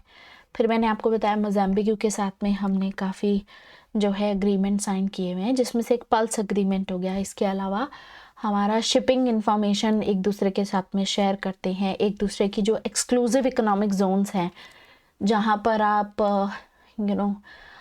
एक्सप्लोर कर सकते हो पॉलीमेटालिक नोड्यूल्स को या ऑयल एंड गैस को समुद्र के तट पे। Exclusive economic zone 200 nautical miles तक होता है। ठीक है, आपको आई थिंक मैंने पहले भी थोड़ा इस बारे में बताया है। ठीक है, एंड उसको भी मॉनिटर करते हैं साथ में मिलके। इस तरीके के अग्रीमेंट्स हमने साइन किए हुए हैं। बाकी जो वेस्ट अफ्रीका के कंट्रीज़ हैं उनके साथ में हमने एक इनिशिएटिव स्टार्ट किया था, टीम 9 इनिशिएटिव करके। ठीक है, बाकी बहुत सारे अफ्रीकन स्टूडेंट्स को हम स्कॉलरशिप भी प्रोवाइड करते हैं कि वो इंडियन यूनिवर्सिटीज़ में आकर के अपनी पढ़ाई कर सकते हैं। ठीक है, तो इस तरीके की जो है डेवलपमेंट्स यहाँ पर हुई हैं। बाकी मेनली तो यहाँ पर यही आता है कि पहली समिट जब हुई थी 2008 में हुई थी। ठीक है, उसके बाद सेकेंड समिट हुई थी 2000 I think that was in Ethiopia which happened, and third summit आपकी हुई थी 2015 के आसपास। तो ये समिट लेवल पे जो भी डेवलपमेंट्स हैं आप देख लीजिएगा। I think when it comes to the summit level part आप नोट्स में से फॉलो करेंगे, you will be able to understand that. But जो मेजर चीज़ें हैं आई थिंक वो भी मैंने फ़िलहाल आपको बता दी हैं कि कैसे अफ्रीका हमारे लिए इम्पॉर्टेंट है। ठीक है, बाकी साउथ साउथ कोऑपरेशन के लिए भी बहुत इम्पॉर्टेंट है। साउथ साउथ कोऑपरेशन कैसे, आपको पता है कि नॉर्थ साउथ डायलॉग फेल हो गया था, तो उस समय पे डिसाइड किया गया कि आपस में ही जो डेवलपिंग कंट्रीज़ हैं या जो गरीब देश हैं वो आपस में मिल कर के एक दूसरे की मदद करें।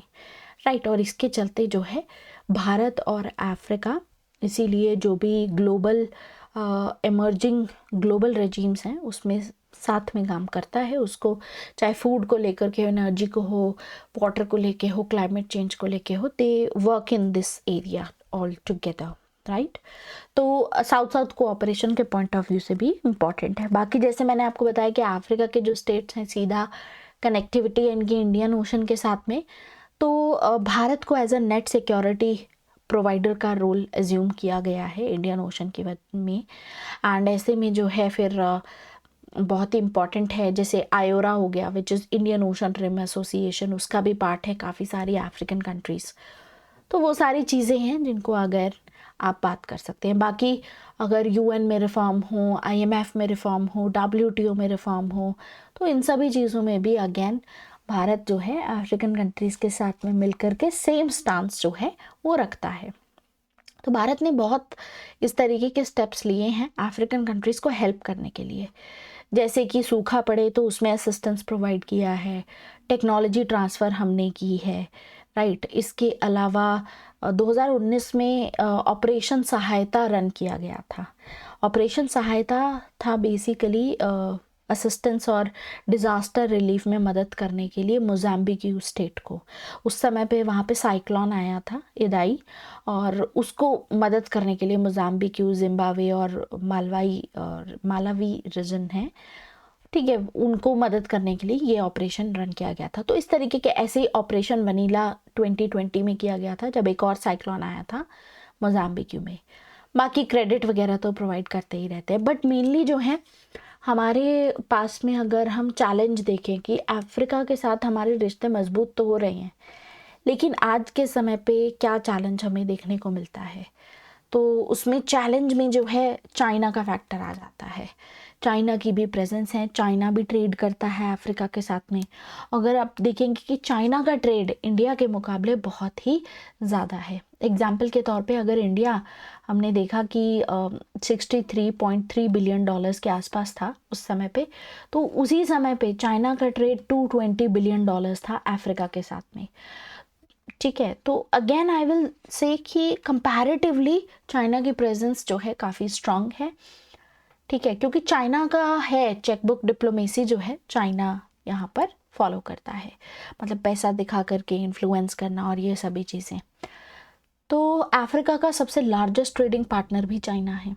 ठीक है, इसके अलावा चाइना भी बहुत ज़्यादा इन्वेस्टमेंट करता है। अब इंडिया के मुकाबले इंडिया की इन्वेस्टमेंट हमने अभी देखी कि कितना इन्वेस्ट किया है, या अगले 5 सालों में $10 बिलियन इन्वेस्ट किया जाएगा। लेकिन चाइना का अगर आप इन्वेस्टमेंट देखोगे 2020 के डेटा के अकॉर्डिंगली, तो लगभग $150 बिलियन, 150 बिलियन डॉलर्स के आसपास जो है चाइना ने इन्वेस्ट किया है अफ्रीका में। इसके अलावा चाइना का नेवल बेस भी है जिबूटी में, तो that is another thing, right. तो इस समय पे अगर भारत की तरफ से देखा जाए तो भारत की जो dollar for dollar competing power है वो उतनी स्ट्रांग नहीं है, चाइना की बहुत ज़्यादा है कंपैरेटिवली।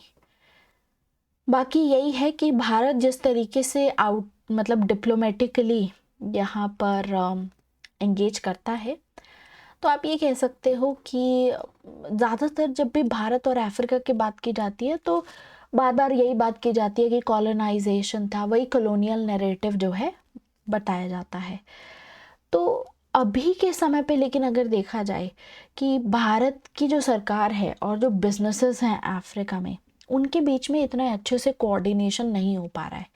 यही कारण है कि जब भी पॉलिसीज़ बनाई जाती हैं उसमें कुछ ना कुछ कमी रह जाती है, लिमिटेशंस होती हैं, दोनों की साइड से है। मैं ऐसा नहीं बोल रही कि भारत सरकार की तरफ से, even the businesses in Africa उनकी तरफ से भी कमी है। तो क्वेश्चन यही है कि इसको दूर किया जाना चाहिए एंड बेसिकली भारत सरकार की तरफ से, इंस्टीट्यूशंस की तरफ से, या जो भी बिजनेसेस हैं जो यहाँ पर काम कर रही हैं, तो उनके बीच में अगर कोऑर्डिनेटेड तरीके से और कंटिन्यूसली, या आप कह सकते हो कि रेगुलर बेसिस पे इंटरेक्शन रहेगा, तो चीज़ों को मजबूत बनाया जा सकता है। बाकी होता ये भी है कि काफ़ी सारी अफ्रीकन कंट्रीज़ में पॉलिटिकल इंस्टेबिलिटी भी एग्जिस्ट करती है, जिसकी वजह से भारत की जो लॉन्ग टर्म इन्वेस्टमेंट अपॉर्चुनिटीज़ हैं वो भी इम्पैक्ट होती हैं। तो ये एक चैलेंज हो गया। जैसे कि साउथ सूडान की अगर हम बात करें, तो साउथ सूडान में सिविल वॉर चल रही है 2013 से। ऐसे ही साउथ अफ्रीका में ये 2021 से प्रोटेस्ट चल रहे थे। तो ऐसे कुछ एरियाज़ हैं, इंस्टेबिलिटी होती है तो दिक्कत तो होती है। लॉन्ग टर्म अगर आप इन्वेस्टमेंट कर रहे हो कहीं पे, तो उस पर कहीं ना कहीं मतलब उसके रिटर्न आने जो हैं बंद भी हो सकती हैं, राइट। तो दैट इज़ अनदर थिंग। इसके अलावा एक मुद्दा ये भी है कि जो अफ्रीकन स्टूडेंट्स भारत में आते हैं तो उनके ऊपर अटैक किया जाता है, कुछ नेगेटिव इमेज इसलिए इंडिया की बन जाती है, ठीक है, बिकॉज ऑफ कलर। वहाँ पर रेसिज्म इनके साथ में किया जाता है, तो वो चीज़ भी दूर करने की ज़रूरत है। बाकी आप कह सकते हो कि जो डायस्पोरा हमारा, यानी जो इंडियन NRIs आप कह सकते हो, या person of Indian origin Africa में रहते हैं, ठीक है, मेनली वो यूरोपियन अमेरिकन रीजन्स में ज़्यादातर रहते हैं, लेकिन अफ्रीका में भी हैं। लेकिन पॉइंट ये है कि जब भी डिप्लोमेटिकली आउटरीच की बात की जाती है, एंगेजमेंट की बात की जाती है, तो यूरोप और अमेरिकन रीजन्स में जो रहते हैं उनके साथ में ज़्यादातर एंगेजमेंट किया जाता है। जो अफ्रीका में रह रहे हैं उनके साथ में इतना मतलब एंगेजमेंट नहीं होता है। वहाँ पर सिर्फ एलीट सेक्शन के साथ में ही एंगेजमेंट हो पाता है, which is again a bad thing. उसको सुधारने की ज़रूरत है। बाकी हमारा जो ट्रेड है वो धीरे धीरे करके मतलब काफ़ी हद तक डिक्लाइन भी हो रहा है, तो ये भी एक मतलब जो पोटेंशियल है, जो और ज़्यादा बढ़ना चाहिए, वो इतना नहीं देख पा रहे हैं हम, राइट। इसके अलावा इन्वेस्टमेंट में भी डिक्लाइन यहाँ पर थोड़ा देखने को मिल रहा है, स्पेसिफिकली पैंडेमिक के बाद से, ठीक है, क्योंकि चीज़ें तो चेंज हुई हैं। पैंडेमिक के बाद से जो इन्वेस्टमेंट्स ग्लोबल हुआ करते थे वो डोमेस्टिक हो रहे हैं, right. A lot has changed. So वो वाली बात भी हमको यहाँ पर रखनी पड़ेगी। बाकी यही है कि भारत की भी कुछ कमी है, जैसे हमारे ऊपर कुछ लिमिटेशंस हैं, जैसे फाइनेंशियल लिमिटेशंस हैं कि चाइना जब वहाँ होता है तो चाइना तो चेकबुक से चेक फाड़ के मतलब काम कर दिया, उन्होंने इन्फ्लुएंस कर दिया। लेकिन भारत compete नहीं कर सकता है, या US और चाइना के साथ में यहाँ पर। अच्छा, ऐसा नहीं है कि चाइना की प्रेजेंस ही है, सिर्फ US भी प्रेजेंट है यहाँ पर। मैंने आपको पहले बताया था कि किस तरीके से यूरोपियन और अमेरिकन कंपनीज़ भी यहाँ पर एग्जिस्ट करती हैं, और इस वजह से जो है यहाँ पर देर is a development of under development, मतलब अफ्रीका जितना ज़्यादा डेवलप होना चाहिए था उतना नहीं हो पाया है। That is another reason. बाकी यही है कि मैरीटाइम कोऑपरेशन में हम बात तो करते हैं अफ्रीका के साथ में कि एंटी पायरेसी ऑपरेशन करेंगे, यूएन पीस कीपिंग करते हैं, लेकिन यहीं तक रह जाते हैं। उसका कारण ये है कि भारत जो प्रॉमिसेस करता है और जो भारत डिलीवर करता है ऑन ग्राउंड, उसमें गैप है अभी भी। तो ये जो थोड़ा ट्रस्ट डेफिसिट इसकी वजह से क्रिएट होता है, आई थिंक उसको भी हमें कुछ ना कुछ मतलब सुधारने की ज़रूरत है। इसके अलावा ये भी चीज़ है कि जियोपॉलिटिकल टेंशन्स भी इस समय पे एशिया में है। चाइना हो गया फॉर एग्जांपल, क्वाड जो कर रहा है, या यूके का अटेंशन चला गया ऑकस के थ्रू इंडो पैसिफिक रीजन में। इसीलिए अफ्रीका को आज के समय पे भारत की तरफ से भी अगर आप देखेंगे कि अटेंशन कम दिया जाता है, मतलब ज़्यादातर यूएस और इन सब के साथ में एंगेजमेंट हमारा ज़्यादा देखने को मिलता है, ज़्यादा हाईलाइटेड भी रहता है। ठीक है, बाकी फिर we have Asia Africa growth corridor also, right? But I think before that, because I'm not able to write it much here, I'll just say थोड़ा सा इस पार्ट को एटलीस्ट हम डिस्कस कर लेते हैं। I'll try to write something. Okay, so we have Stephen P. Cohen. Stephen P. Cohen is basically American South Asian expert, और ये कहते हैं he never used the expression third world और super power। ठीक है, ये कहते हैं कि ये जो टर्म्स होती हैं कि थर्ड वर्ल्ड आप जब किसी गरीब देश के लिए यूज़ करते हो, या जब आप सुपर पावर वर्ड यूज़ करते हो, तो कहते हैं कि these are oversized, overestimated, मतलब जानबूझ के बड़ा चढ़ा के इस तरीके के वर्ड्स यूज़ किए जाते हैं। These are just labels. ये आपके जो सोचने का तरीका होता है, जो देखने का नज़रिया होता है किसी दूसरे कंट्री को, वो बदल देता है, राइट? आपका जो एनालिसिस होता है, अगर आप इस तरीके के शब्द किसी के लिए यूज़ करते हो तो वो और भी कॉम्प्लेक्स कर देता है, उसको एकदम चेंज कर देता है। ठीक है, सो यही चीज़ है कि स्टीफन पी कोहेन कहते हैं कि third world and aspiring to be a superpower, इस तरीके के जब वर्ड्स यूज़ किए जाते हैं स्पेसिफिकली इंडिया के लिए, क्योंकि इंडिया को आज भी थर्ड वर्ल्ड का जो है लीडर माना जाता है, और फिर एस्पायरिंग सुपर पावर भी कह दिया जाता है। तो ही सेज दैट इस तरीके के टर्म्स जो हैं ऑफ्टन मिसलीडिंग होते हैं, मतलब आपको कंफ्यूज कर देते हैं, क्योंकि पिछले 30 सालों में 1990 से लेकर के 2020 तक काफ़ी सारे चेंजेस आए हैं। तो ही सेज दैट कि ऑलमोस्ट 30 करोड़ लोग हैं जो गरीबी से बाहर आए हैं। हमारी जो इकोनॉमी है आज के समय पे फास्टेस्ट ग्रोइंग इकोनॉमी है, राइट? एंड भारत को अगर देखा जाए तो India has become the back office of the world, service sector and जो भी यहाँ पर आप कह सकते हो कि जो भी बिजनेसेस हैं आउटसोर्सिंग करते हैं भारत में, राइट? तो इस वजह से भारत को back office of the world भी कह दिया जाता है, राइट? और इस वजह से भारत का फॉरेन एक्सचेंज रिजर्व भी काफ़ी ज़्यादा बढ़िया बन चुका है। तो होता ये है कि भारत को ज़्यादातर लोग देखते हैं तो एक स्टीरियोटाइप से देखते हैं, भूखा नंगा स्टीरियोटाइप, लाइक पॉवर्टी बहुत है, कुछ है नहीं इनके पास। लेकिन सेम चीज़ जो है अगर आप देखें तो अफ्रीका के लिए भी बिल्कुल स्टॉन्च तरीके से देखी जाती है, मतलब बहुत रिजिडिटी के साथ में देखी जाती है।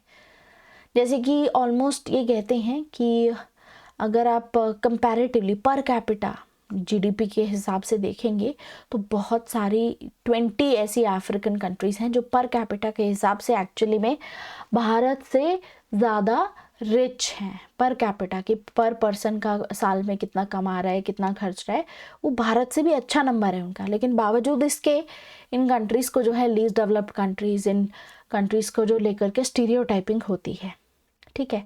एंड IMF के डेटा के अकॉर्डिंगली स्टीफन पी कोहेन कहते हैं कि आप वर्ल्ड बैंक का ले लीजिए, CIA का डेटा ले लीजिए, वो भी यही दिखाता है कि ये जो 20 कंट्रीज़ हैं African countries, they are richer than us, मतलब काफ़ी अच्छा नंबर है उस हिसाब से। तो अगर पॉपुलेशन देखें अफ्रीका की तो somewhere around 128 crore people are there and average GDP 2.6 trillion और भारत की 3.73 ट्रिलियन डॉलर्स है, right. And we have a few more crore people, we have 144 as of now.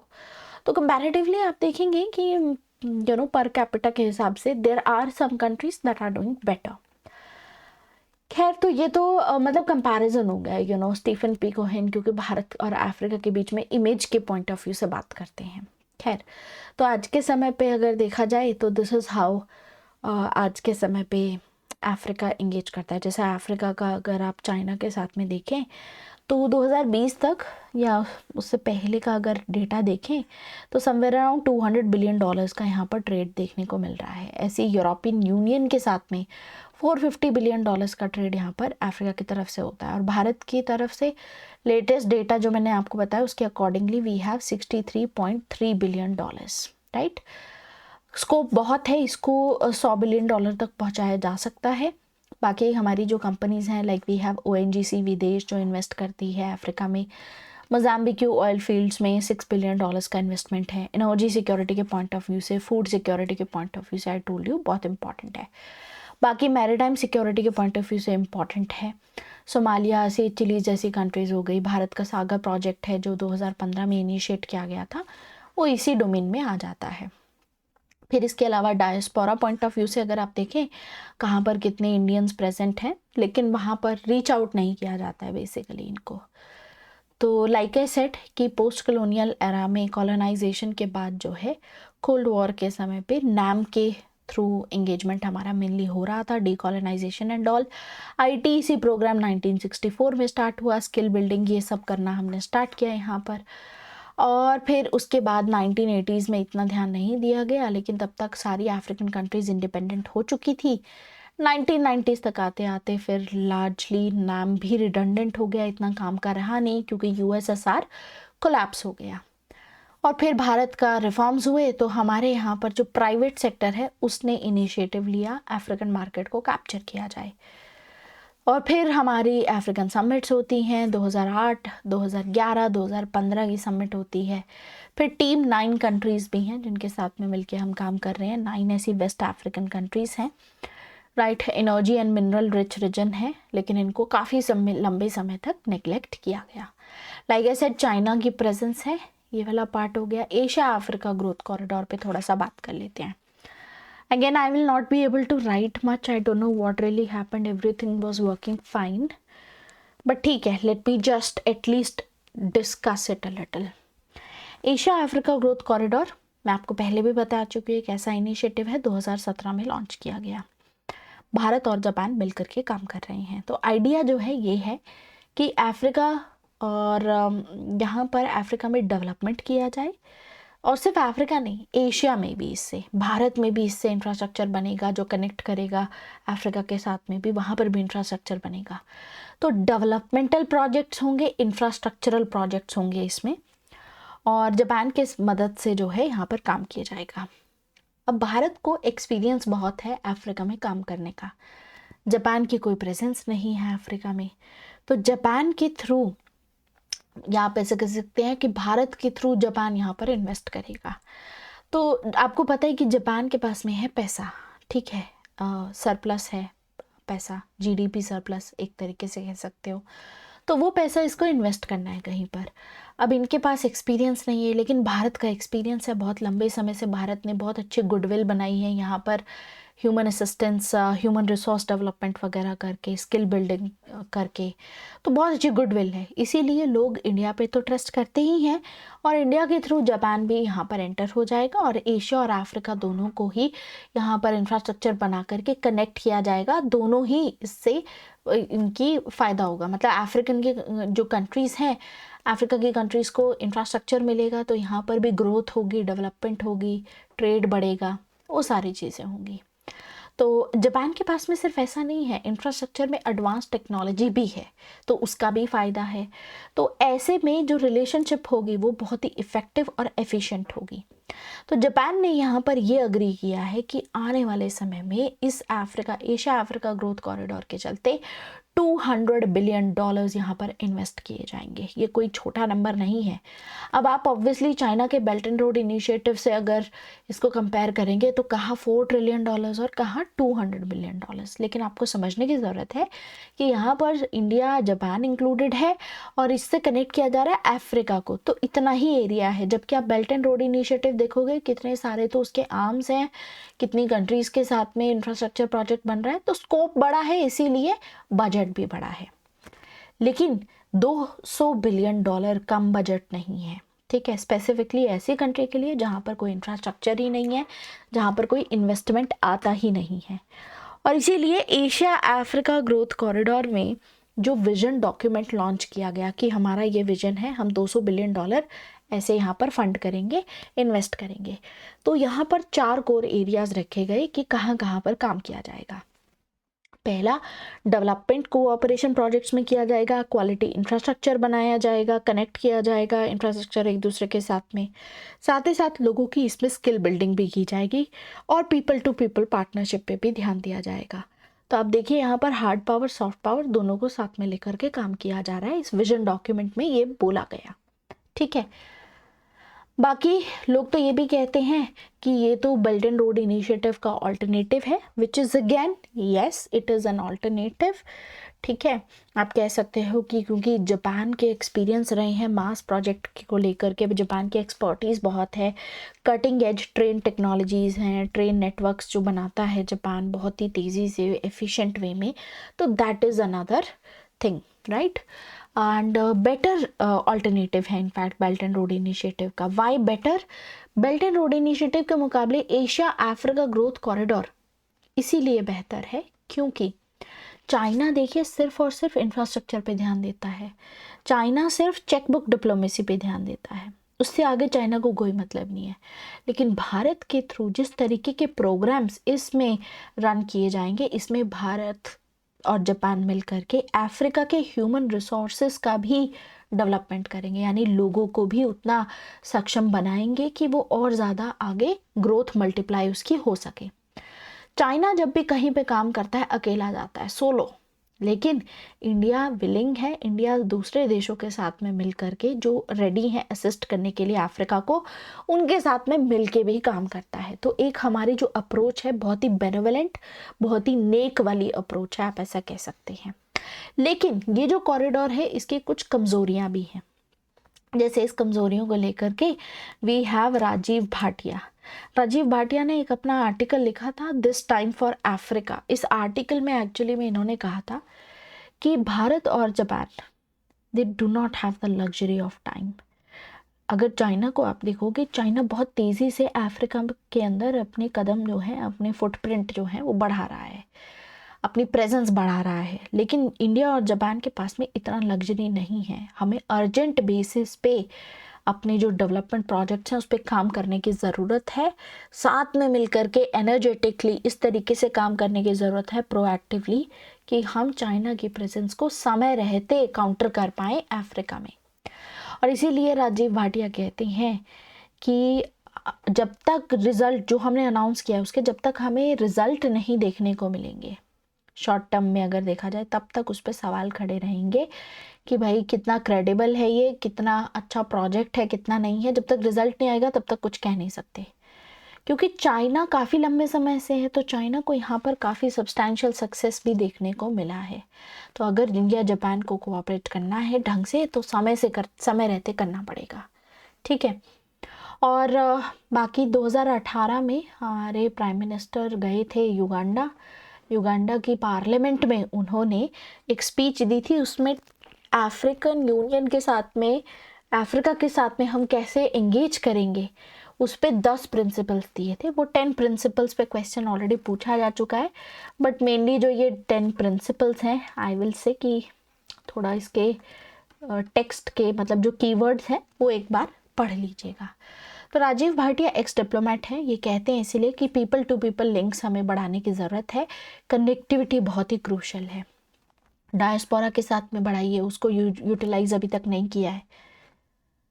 साथ ही साथ हमें लाइन ऑफ क्रेडिट और भी देने की ज़रूरत है, प्रोजेक्ट इम्प्लीमेंटेशन पे काम करने की ज़रूरत है। एंड येस, इंडिया जो है काफ़ी नई एनर्जी के साथ में अफ्रीका के साथ में इन्वॉल्व हो रहा है, which is also a good thing. हमें ब्रिक्स जैसे फॉरम्स को यूज़ करना चाहिए, क्योंकि ब्रिक्स में है न्यू डेवलपमेंट बैंक, वहाँ से हम लोन लेकर के यहाँ पर जो है इंफ्रास्ट्रक्चर बना सकते हैं अफ्रीकन कंट्रीज़ में, तो ये भी एक बहुत फ़ायदा है। तो करंटली जो है ये सिर्फ मेंबर कंट्रीज़ को दिया जाता है, लेकिन अगर हम ब्रिक्स का यूज़ करें और अफ्रीकन कंट्रीज़ को भी प्रोवाइड करना शुरू करते हैं तो उनका भी काफ़ी विकास हो सकता है। और वैसे भी साउथ साउथ कोऑपरेशन में ये बहुत अच्छा काम करेगा, राइट। तो रीसेंट डेवलपमेंट्स कुछ ऐसी हुई हैं कि काफ़ी ट्रांसफॉर्मेशन भी हुआ है अफ्रीका में। वो अफ्रीका जिसको एक समय पे डार्क कॉन्टिनेंट कहा जाता था, आज उसी अफ्रीका को कॉन्टिनेंट ऑफ होप भी कहा जा रहा है। Why? Because there is a new gold rush for Africa. Gold rush में ऐसा नहीं है कि सिर्फ गोल्ड और डायमंड और ये सब भी है, इसके अलावा oil, gas, uranium, energy point of view से बहुत इम्पॉर्टेंट है अफ्रीका। रिसोर्सेज बहुत ज़्यादा हैं। जो अफ्रीकन कंट्रीज़ हैं धीरे धीरे इस तरीके के स्टेप्स उठा रही हैं कि जो अफ्रीका की एक इमेज हुआ करती थी ना, पहले स्टीरियोटाइप हुआ करता था पॉवर्टी और इस तरीके की, वो इमेज बदल रहे हैं। साथ ही साथ रीजनली अपने आप को कंसोलिडेट कर रहे हैं पैन कॉन्टिनेंटल लेवल पे, कि सारे 54 कंट्रीज़ एक लाइन पे काम कर सकें, ऐसे कंसोलिडेट कर रहे हैं। जैसे 2002 में इस तरीके के स्टेप्स उठाए गए थे कि आपस में जो भी इन कंट्रीज़ के बीच में कॉन्फ्लिक्ट होते हैं, जो भी डिस्प्यूट्स होते हैं, उनको किस तरीके से दूर रखा जा सके। और इसके लिए Africa peace and security architecture भी इस्टेब्लिश किया गया था।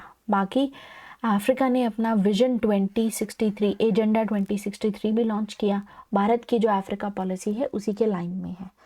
अफ्रीकन कॉन्टिनेंट पे आपस में जो ये 54 कंट्रीज़ हैं फ्री ट्रेड अग्रीमेंट पे भी नेगोशिएट कर रहे हैं कि साइन किया जाए। अगर ये हो गया तो अगेन बहुत ज़्यादा विकास होगा, यहाँ पर बहुत ज़्यादा तेज़ी से ग्रोथ होगी। इसके अलावा काफ़ी चीज़ें देखने को मिल रही हैं, जैसे new partnership for Africa's development.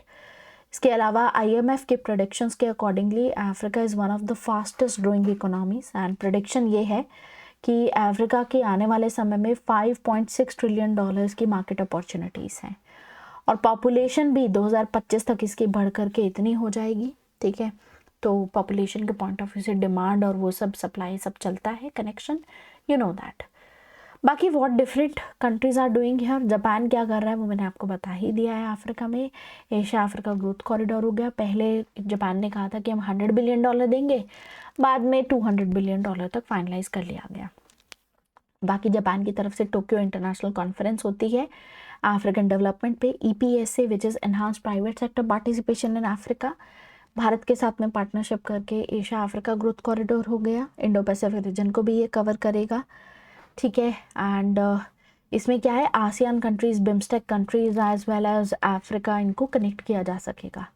ये हैं 4 पिलर्स जिस पे काम किया जाएगा, ये मैंने ऑलरेडी आपको बता दिया है।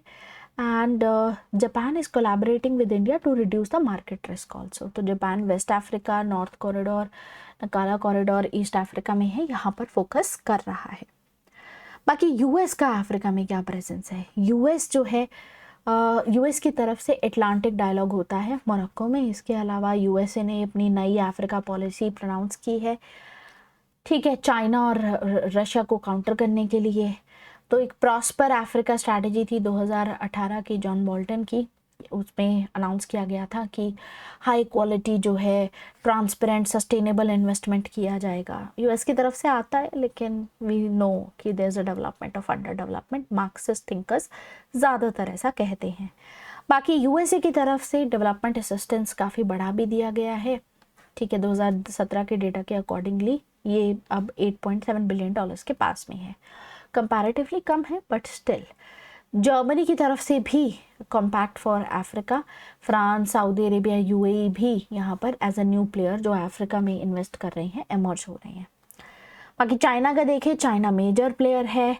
चाइना का देखें यहाँ पर the share of US export is this, US यहाँ पर इतना ही एक्सपोर्ट करता है, लेकिन चाइना आप देखिए $103 बिलियन यहाँ तक था, और ये बढ़ करके $220 बिलियन टोटल ट्रेड अगर हम देखें तो इतना हो गया, जिसमें से इतना तो सिर्फ एक्सपोर्ट है चाइना की तरफ से।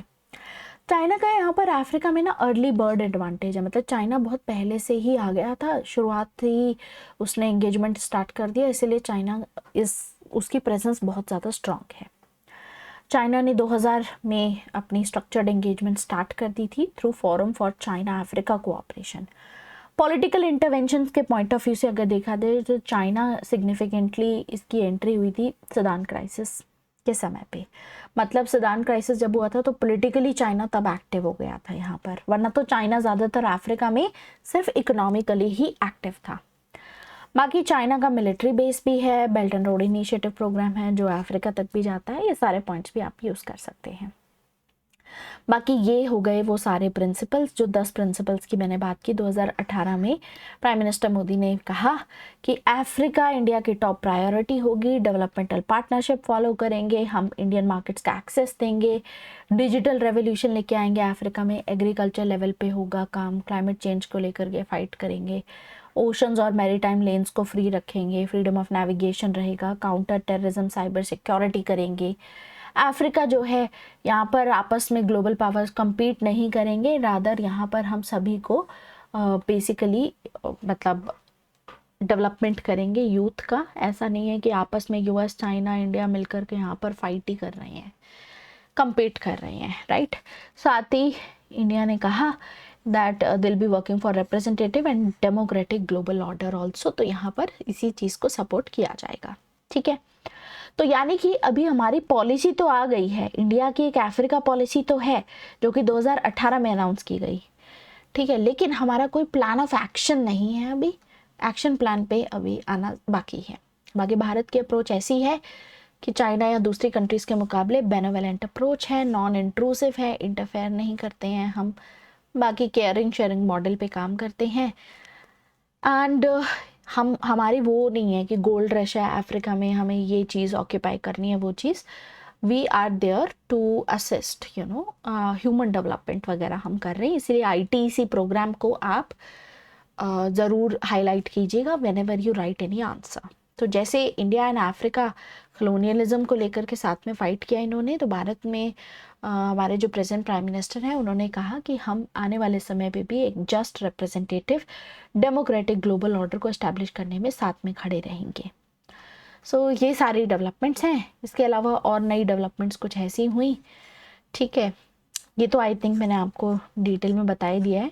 एंड वी हैव रिसेंटली से चिलीज़ मॉरिशस में भी एंगेजमेंट स्टार्ट कर दिया है, साउथ अफ्रीका, कीनिया, इन सारे एरियाज़ में। इनफैक्ट डिफेंस मिनिस्टर जो थे हमारे मोज़ाम्बिक भी गए थे, तो डिफेंस में भी काम चल रहा है। बाकी एक्सपर्ट ओपिनियंस कुछ यहाँ पर दिए गए हैं, कुछ आपके नोट्स में होंगे, कुछ मैंने वैसे डिस्कस कर दिए हैं। I wanted to write a lot of them, मतलब जस्ट टू कि आपको एक बार समझ में आ जाए, बट ठीक है। आई थिंक बहुत ही इजी लैंग्वेज में आपका रहेगा, एक बार पढ़ के देखिएगा उनको। जो भी एक्सपर्ट ओपिनियंस होंगे, इन केस अगर आपको कोई डाउट होगा तो आप पूछ सकते हैं मुझसे, ठीक है। बाकी एक्सपर्ट ओपिनियन में वी हैव रानी डिमिलन, ये कहती हैं अपने एक आर्टिकल में रीफोकसिंग ऑन अफ्रीका, कहती हैं बिहाइंड जो मीडिया दिखाता है या जो हमारा ऑफिशियल तौर पे हम जो दिखाते हैं ना अफ्रीका को लेकर के, भारत की जो अफ्रीका पॉलिसी है उसमें काफ़ी सारी लिमिटेशंस हैं, कंस्ट्रेंट्स हैं, ठीक है, वो उतने अच्छे से इम्प्लीमेंट नहीं हो पाती है। It is not so easy to divert African countries from China's orbit. अगर आप बार बार बोलते हो कि इंडिया अपनी प्रेजेंस बढ़ा रहा है और चाइना के उससे बाहर निकाल लाएंगे उसको, इतना आसान नहीं है। हमारी जो स्ट्रैटेजी है वो अब थोड़ी क्लियर होनी शुरू हुई है कि हम चाहते क्या हैं, लेकिन अभी भी एफिशिएंसी के मामले में, एफिकेसी के मामले में हम पीछे हैं। उस पर सवाल किए जा सकते हैं अभी भी खड़े, तो उस पर हमें काम करने की ज़रूरत है। भारत अभी भी कन्विंस नहीं कर पाया है कि हम जो बोल रहे हैं वो हम करके भी दिखाएंगे, यानी कि जो हम कमिट करते हैं, हमसे बातें नहीं करते हैं, हमें डिलीवर भी करना आता है, राइट। जैसे कि हम जो बात करते हैं इतना पैसा देंगे, इतना वो सब, ये जो पैसा दिया जाता है अफ्रीका को, इसका डिसबर्समेंट बहुत ही धीरे धीरे होता है, इट इज़ एक्सट्रीमली स्लो। तो इस चीज़ को ये बात करती हैं। इसके अलावा we have Rajeshwari Pillai Rajagopalan, very important thinker. India China का जो चैलेंज है अफ्रीका में उसको लेकर के बात करती है। इस आर्टिकल में ये कहते हैं राजेश्वरी पिल्लाई राजगोपालन कि वैसे तो दोनों कंट्रीज़ जो हैं दे डाउन प्ले द राइवलरीज, ये बोलते हैं कि नहीं नहीं हम कोई ऐसा compete नहीं कर रहे हैं, हमारी कोई अफ्रीका में राइवलरी नहीं है, लेकिन बावजूद इसके इंडिया हमेशा जो है नर्वस रहता है अफ्रीका में, ये तो रियलिटी है। अफ्रीका आज के समय पे पहले के मुकाबले बहुत ज़्यादा सिग्निफिकेंट हो गया है, लेकिन भारत ने बहुत लंबे समय से नेग्लेक्ट किया है इसको। इसकी जितनी कैपेसिटी थी उसको ध्यान से देख नहीं पाया भारत, और इसके हमारे को काफ़ी डिसएडवांटेजेस भी हुए, नुकसान भी हुए। वहीं पर चाइना बहुत ही जल्दी अपना strategically push and economic muscle के साथ में आगे बढ़ गया था। तो इंडिया को भी ये चीज़ समझने की ज़रूरत है। देन वी हैव सी राजा मोहन। सी राजा मोहन अपने एक आर्टिकल में लिखते हैं the great game in Africa, कि अफ्रीका में इस समय पे जो पावर्स हैं, ग्रेट पावर्स हैं, आपस में जो है compete कर रही हैं। तो प्राइम मिनिस्टर मोदी जो है, he has been successful in bringing Africa on the mental map at least Bharat के जो लोग हैं उनके दिमाग में अब अफ्रीका हमेशा मतलब प्रेजेंट है, मतलब मेंटल मैप में आ गया है। जिस तरीके से एंगेजमेंट हमारा गवर्नमेंट लेवल पे भी बढ़ा है after he has become the prime minister of India. लेकिन फिर भी ये कहते हैं कि चाइना के मुकाबले अगर आपको उतना ही ग्रैंड्योर प्रेजेंस रखना है जैसा चाइना का है, तो हमें प्रोएक्टिव होने की ज़रूरत है। एंड चाइना हमारा इकलौता कंपटीटर नहीं है अफ्रीका में। तो बार बार ऐसा मत सोचिए कि चाइना है, चाइना को काउंटर करना है। There are lot of others. अभी तक साउथ ईस्ट एशिया में हम फोकस करते हुए आए थे, और इस चक्कर में हमने सेंट्रल एशिया और अफ्रीका को हमने इग्नोर कर दिया था। लेकिन अब भारत धीरे धीरे करके यहाँ पर भी काम कर रहा है। तो सी राजा मोहन कहते हैं कि भारत को यहाँ पर जो आइलैंड नेशंस हैं, सबसे पहले तो उस पर फोकस करने की ज़रूरत है, स्पेसिफिकली जो मोजाम्बिक चैनल के पास में है। तो कौन से देश भारत को फोकस करना चाहिए? मोजाम्बिक, मेडागास्कर, कोमोरोस में। उसका कारण यही है कि ये इंडिया की मैरीटाइम सिक्योरिटी के लिए भी बहुत इम्पॉर्टेंट है। देन वी हैव वेदा वैद्यनाथन। ये कहती हैं कि भारत की जो फॉरेन अफ्रीका पॉलिसी है, कभी कभी तो हम पैसिव हो जाते हैं, कभी कभी हम रिएक्शन में अपना करते हैं। मतलब एक स्टांस जो है हमारा, आप ये कह सकते हो कि रेगुलर नहीं रहा है। भारत का नरेटिव हमेशा हिस्ट्री बार बार जब अफ्रीका की बात करते हैं, गांधी की बात करते हैं, अफ्रीका की बात करते हैं, डीकोलोनाइजेशन की बात करते हैं, उस नरेटिव से बाहर आकर के अब बात करनी होगी हमें। हम जब भी पॉलिसीज़ बनाते हैं, हम हमेशा आइसोलेशन में अफ्रीका को लेकर के पॉलिसी बनाते हैं, बट वी हैव टू, ये जो ग्लिचेस हैं, ये जो कमियां हैं, ये पॉलिसी ग्लिचेस हमें दूर करने की ज़रूरत है। Similarly we have Mahesh Sachdeva, जो अपने आर्टिकल फोर्टिफाइंग अफ्रीका आउटरीच में कहते हैं कि भारत जो है एक डेवलपिंग कंट्री है, भारत पे भी रिसोर्स कंस्ट्रेंट है। मतलब हमारे पास जो रिसोर्सेज हैं वो हमें अपने डेवलपमेंट के लिए भी यूज़ करने हैं, हमारे पर लिमिटेशन है। तो we can not be a cash cow. Cash cow का मतलब होता है, वो होता है ना दुधारू गाय, कि भाई दूध निकलता जा रहा है, मतलब सबको देते रहो। तो ऐसा नहीं है कि हमारे पास इतना पैसा है कि तुम भी ले लो, तुम भी ले लो, लाओ तुम्हारा भी डेवलपमेंट कर दे। We can not do that जैसा चाइना करता है। तो इंडिया को इसीलिए कुछ कंडीशंस लगानी चाहिए कि ठीक है, हम अफ्रीका को डेवलप करेंगे, असिस्टेंस में मदद करेंगे, लेकिन कुछ कंडीशंस होनी चाहिए। अभी हम अनकंडीशनल यहाँ पर करते हैं सारा काम। फिर वही चीज़ है कि ये कहते हैं महेश सचदेवा कि भारत को इसीलिए जो कनेक्ट है वो इस पर रखना चाहिए कि इकोनॉमिक एंगेजमेंट भी बढ़ाना चाहिए बिजनेसेस और ट्रेड के थ्रू, एंड डेवलपमेंट एड में आप ये कह सकते हो एक बैलेंस क्रिएट करने की ज़रूरत है। काफ़ी सारे ऐसे कंसर्न्स यहाँ पर इंडियन बिजनेसमैन की तरफ से रेज किए गए थे। एक समिट हुई थी, digital video conferencing. This summit was organised by Indian high commissioner, 2019 में हुई थी। तो उसमें कुछ 400 इंडियन बिजनेसमैन थे जिन्होंने अटेंड की थी, और इनका यही कहना था कि भाई सबसे पहले तो लाइन ऑफ क्रेडिट सिस्टम को इम्प्रूव कीजिए, ये कमी है। फिर इन्होंने कहा कि अभी भी बैंक सेटअप नहीं हुए हैं, वो सेटअप कीजिए। बाकी इन्होंने कहा कि वीज़ा सिस्टम को लिबरलाइज़ करने की ज़रूरत है, अगर आपको ट्रेड इन्वेस्टमेंट बढ़ाना है तो सबसे पहले इसको लिबरलाइज़ करो। फिर उन्होंने कहा कि अफ्रीका को लेकर के जो डायरेक्ट फ़्लाइट्स हैं वो नहीं है, वो बढ़ाइए, ठीक है। फिर इनका ये कहना था बिजनेसमैन का कि जो रुपी ट्रेड पॉसिबिलिटी है उसको भी लेकर के आइए। कभी कभी क्या होता है कि डॉलर्स की शॉर्टेज हो जाती है, राइट। तो अफ्रीका के साथ में अगर हम ट्रेड कर रहे हैं, रुपीज़ में होना चाहिए रादर देन डॉलर्स में। फिर इनका कहना था कि एक कॉमन डेटाबेस क्रिएट करना जाना चाहिए बायर सप्लायर का, ऐसे भी बात की गई। इसके अलावा ये कहा गया कि robust trade dispute settlement mechanism भी होना चाहिए। कभी कोई डिस्प्यूट होता है तो उसको सेटल होने में ही कितने साल निकल जाते हैं, which is not good for the businesses. And साथ ही साथ यहाँ पर ये भी कहा गया था कि हमें इस तरीके के चैप्टर्स, कंट्री चैप्टर्स जो होते हैं अफ्रीका की कि ये कंट्रीज़ हैं, इनको लेकर के अलग डिपार्टमेंट या उसको लेकर के और ज़्यादा, मतलब हर चीज़ जो है स्ट्रीमलाइन करने की ज़रूरत है, जो कि अभी तक नहीं किया गया है। तो यही है, इस तरीके का क्वेश्चन मान लीजिए अगर आपको पूछा जाए तो you have to be very careful with it. आप ये सारे पॉइंट्स लिख देंगे यहाँ पर जो आपको यहाँ पर पढ़ाए गए हैं। और स्पेसिफिकली महेश सचदेवा का कि India can not be a cash cow, right. हम चाइना की तरह चेक बुक डिप्लोमेसी फॉलो नहीं कर सकते हैं। वी शुड नॉट फॉरगेट कि सिर्फ चाइना नहीं है वहाँ पर, और भी हैं प्लेयर्स जो compete करते हैं। तो ये वाले एस्पेक्ट ज़रूर आपको मेंशन करने चाहिए। बाकी वही है कि हमारी जो डिसबर्समेंट होती है या जिस तरीके से हम डेवलपमेंटल एक्टिविटीज़ अफ्रीका में करते हैं वो काफ़ी स्लो होती हैं, तो उसको भी आपको हाईलाइट करने की यहाँ पर ज़रूरत है। ठीक है, so I think this is it for India Africa relations. And बाकी आप अपने नोट्स में से अगर कुछ रह गया है तो आई डोंट थिंक सो कि I have anything left. It's just that जो कुछ एक दो हो सकते हैं कि मैं एक्स्ट्रा आपके लिए एक्सपर्ट ओपिनियंस यहाँ पर लिख दूँ, लेकिन उसके बाहर जाने की ज़रूरत नहीं है। ठीक है, तो ओनली थिंग इज़ कि इतना पढ़ लोगे, इतना प्रिपेयर करके जाओगे, आपको अफ्रीका से कोई भी क्वेश्चन आता है, you'll be able to tackle it very very easily. So this is India and Africa relations. Next session में हम इंडिया लैटिन अमेरिका रिलेशंस पे फोकस करेंगे। Thank you very much.